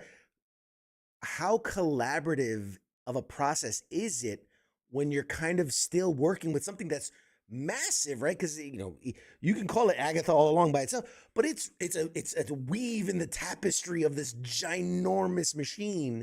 So how collaborative is the process when it's huge but also secretive as Marvel Yeah. is? No, it's still very collaborative, and we always joke like, the Marvel police are watching us. And I think everyone has like an understanding of like, don't fuck it up for everyone else. Like there's especially like the fans, like, are you really want to like preserve the experience for them and to avoid spoilers. And um I'd say it seems like, most projects like fans are smart though. They can figure shit out, but I'd say like even then, like there's still surprises. And especially I think with Agatha, like Jack, our showrunner, who's amazing. Like she kind of learned from WandaVision of like how to mess with the fans and sort of tease different expectations. And so I think that's something like we really leaned into in Agatha. um but I think it's again like we all want to enjoy the experience just as much as everyone. And so I'd say everyone's pretty good about, keep staying chill about it. How do you? And I think this is more of a personal question, but like, especially let's say like the Marvel brand, there's you have these huge mega hits and Endgame and like even the show like WandaVision and Hawk or Agatha like that are well received, right? And hugely loved and yeah, I think it's easy to be on that win, right? How do you handle it when either you or even seeing another project that isn't well received and like because I can imagine like how hard it is, the process, like people don't just they're not just phoning it in, like they're really trying to make something for it to then not be received well. Like what is that like for you, right? Because we're the fans and we spewing this shit and it sucked but like you on the side of like the creative side going like dude we're doing our best, we're trying, like, so what's that like for you? I think it's interesting because I think, having the different perspective of like, what might end up out in the world. Like there's probably stories behind like why something might end up that way. Or maybe there's the right fit just wasn't there creatively. Or maybe there's politics or some other thing sort of affecting the process. But again, also like when as we're making it, I say very rarely do we like we you like to think everything you work on is really good. But there's still like an unknown uncertainty of, is this actually gonna hit, is it gonna resonate? And so I think you kind of just know that as well. And you hope it finds the right people. And there's also circumstances can affect things too, of like when things are released, or what else, like if you know a show, like a movie comes out the same weekend as Oppenheimer and Barbie, like of course that movie's gonna fail, and it could be the greatest movie ever, but like Hmm. it's there's so many different factors at play that you just kind of you hope for the best, and you know sometimes it Yeah. doesn't work out, but Yeah. No, that's so true. I mean, it, it, it's incredible when I really sit down and think about it. Uh, for something to be successful, like just how many hurdles it has to go over, right? To bring something to life, just in and of itself, is the biggest hurdle. And then, like you said, like the acting has to be right, and the directing and the composing and the music and and even outside factors. You look at like what movies came out during 9/11. I don't remember yeah. because we were kind of distracted with other shit. So like it's like there's all these factors that could play into it. And you just never know. Whew, I get like I'm getting fucking like a panic attack thinking like, oh my god, if I had to work and stress about all these different things. Let me ask you this. Technology versus, the physical handheld instruments. Obviously, everything's moving digital, right? We're moving into a digital age. We're moving into more. I swear to God, it's all AI and it's all like. Where do you lie as far as the blend of that live feel versus the technology side of things? Yeah. I feel like technology is always sort of like driven the process, and I feel like each generation always has these big changes that come from developments in technology.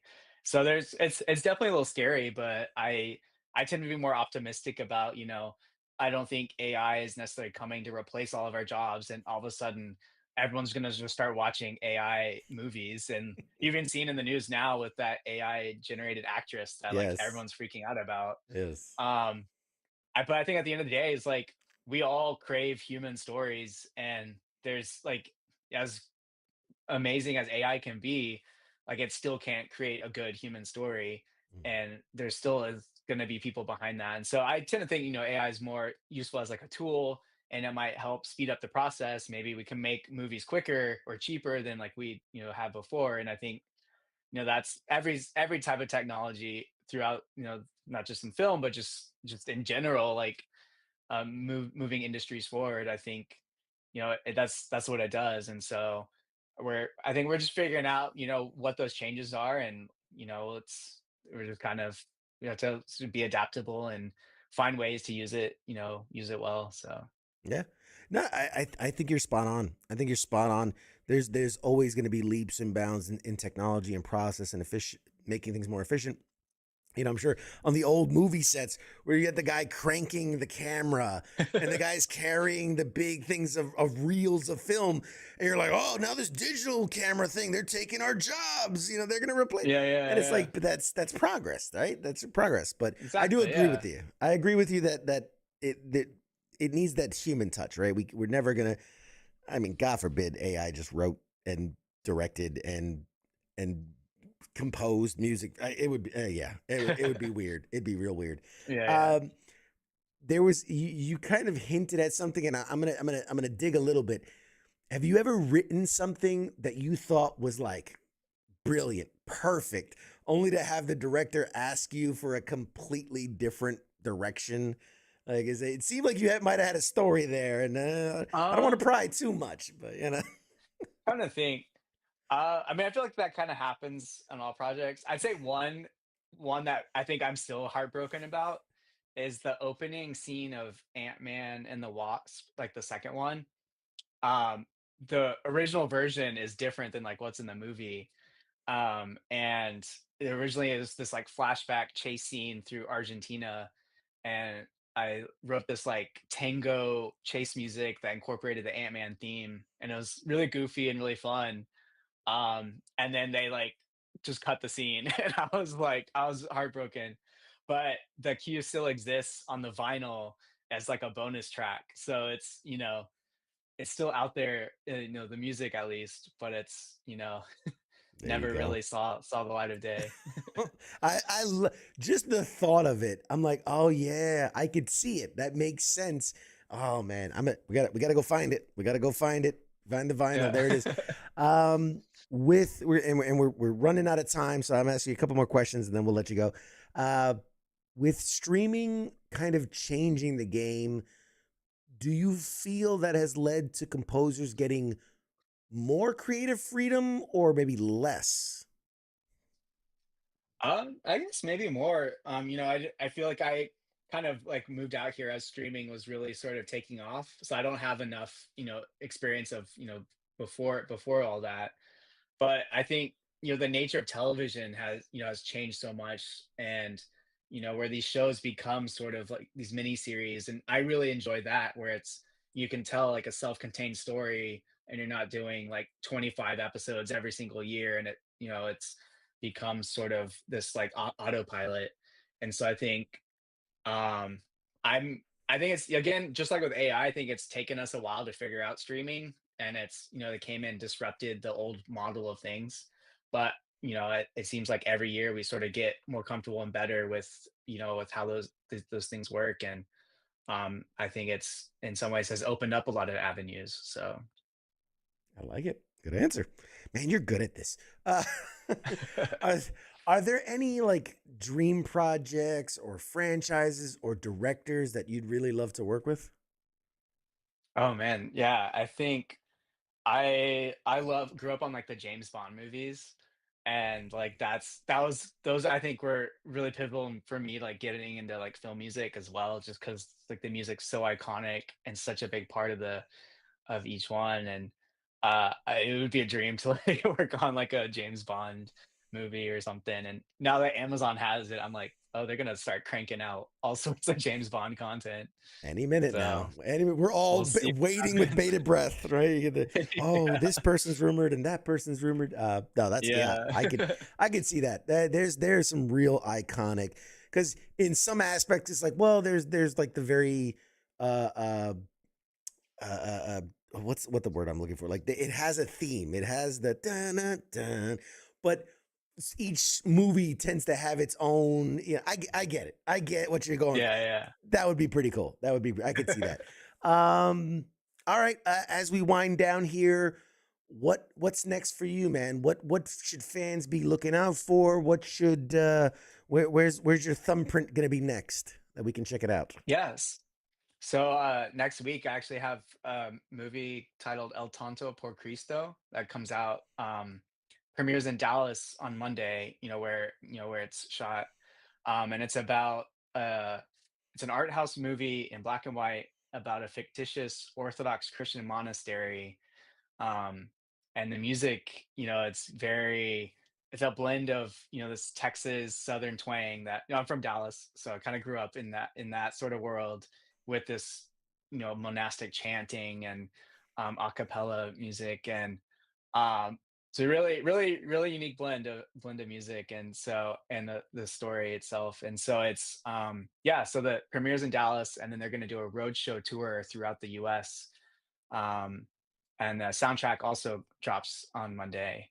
And then we're also going to Romania in November, for the Quo Vadis Film Festival, where they're going to be showing it there, and they're going to be performing a concert of my music as well. So it's a lot of exciting things, coming up Oh. with El Tonto. So I'm can't And wait. where should people follow you on the socials? Right, you've got a website, the socials, plug it all. Yeah. So Instagram is probably the best one. It's just my name, Michael underscore Paraskevas.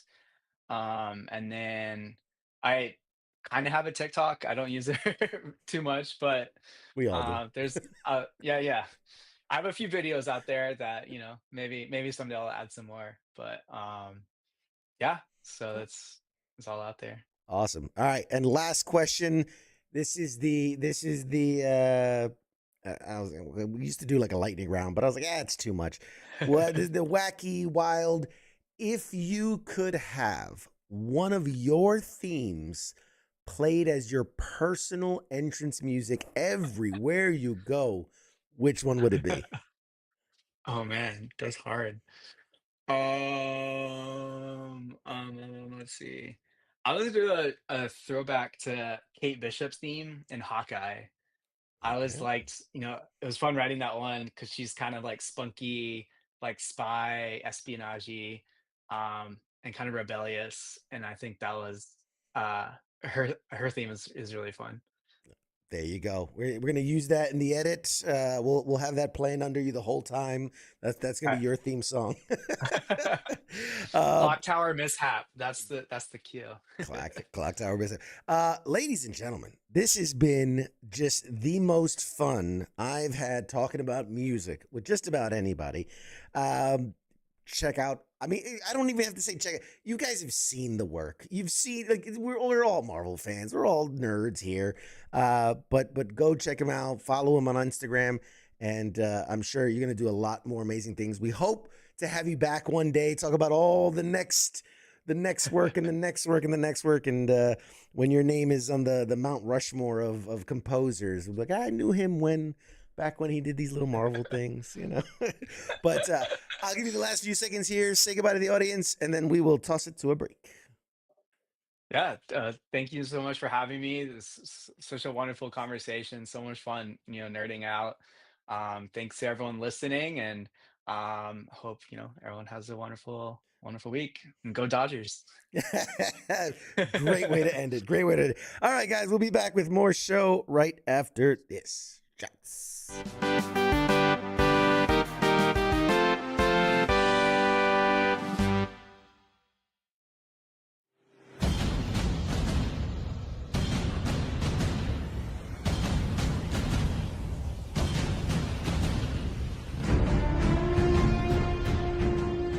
Hey, you there? Yeah, it is right, you. Let me ask you something, right? Where the hell do you think that you're going? Oh, would you think because the show is going to commercial that means you get to just walk away? Well, CQ asked me to pass on the little message, alright? And it says, I'll be back.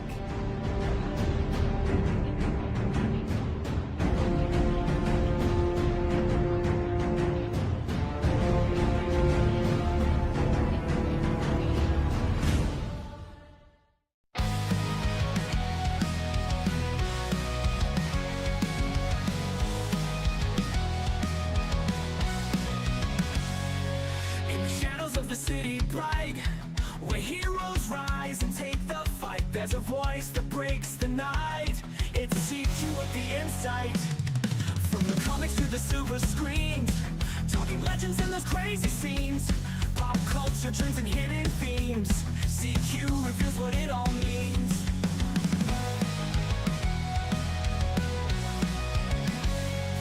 From the comics to the silver screens, talking legends and those crazy scenes, pop culture trends and hidden themes. CQ reveals what it all means. Pop culture warrior here to ignite, guiding through the tales of light. With CQ leading the charge so bright, we're ready for another flight. Pop culture warrior here to ignite, guiding through the tales of light. With CQ leading the charge so bright, we're ready for another flight.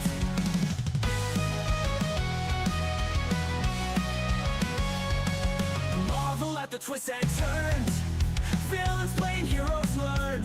Every episode we'll discern lessons from the past to learn.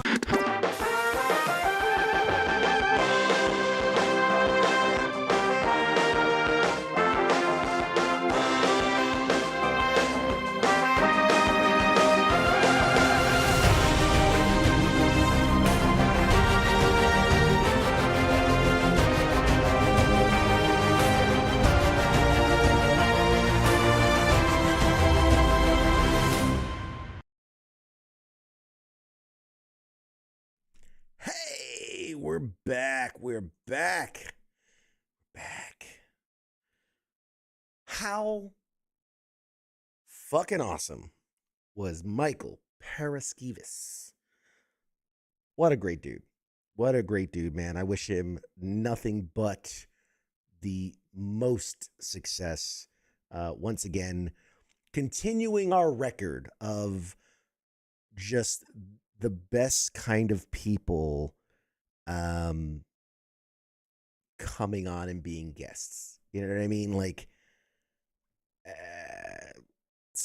take it for what it is. But I'm going to go out on a limb and say, if they come on this show, they are the creme de la creme. They are the best kind of people, right? Because outside of, they're getting a push, they're getting a bump, for promoting stuff or whatever. Like, it's not like they're getting paid to be here. They're not like, they're giving up their time. I don't know. I can't, I don't have the words.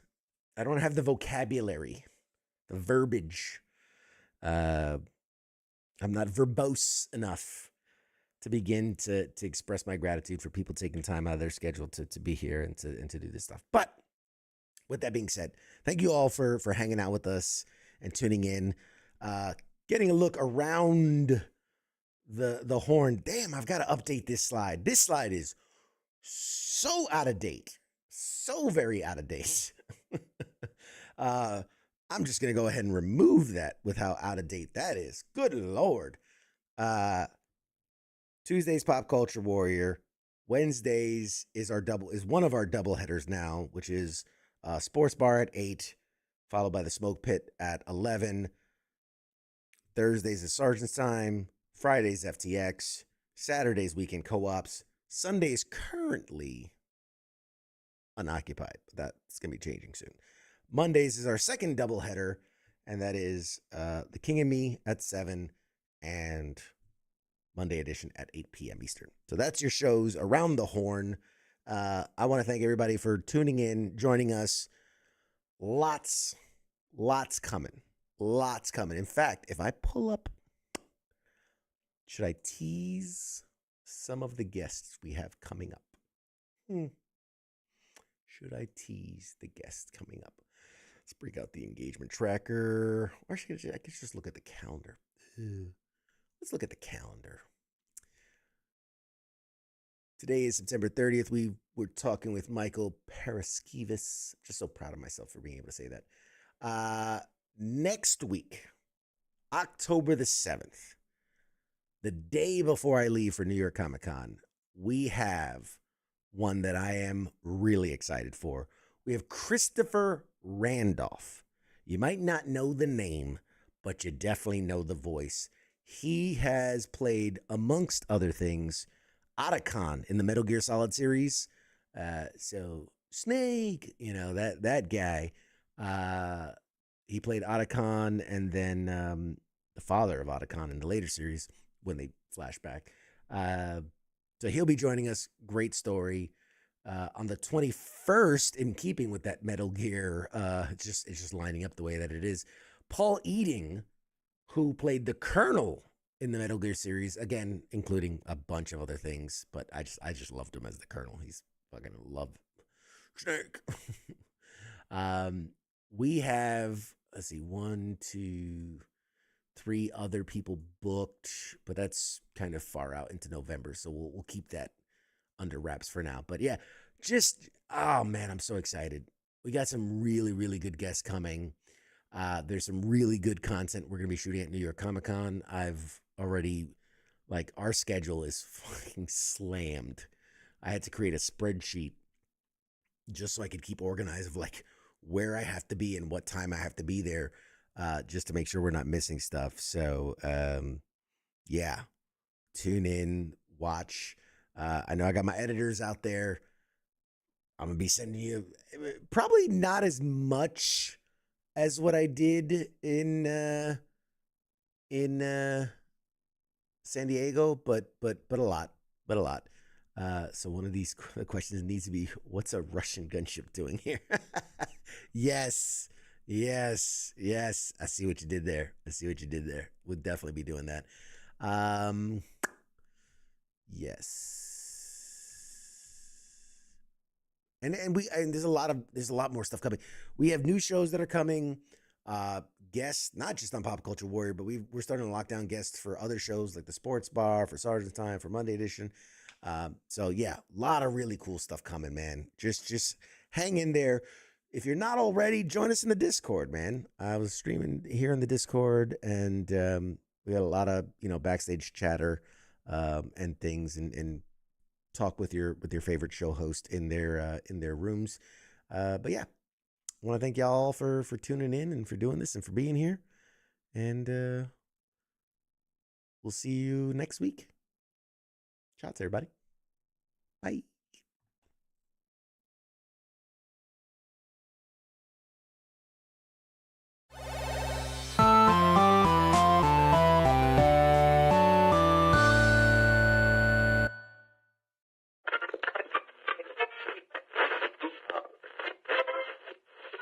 Let's see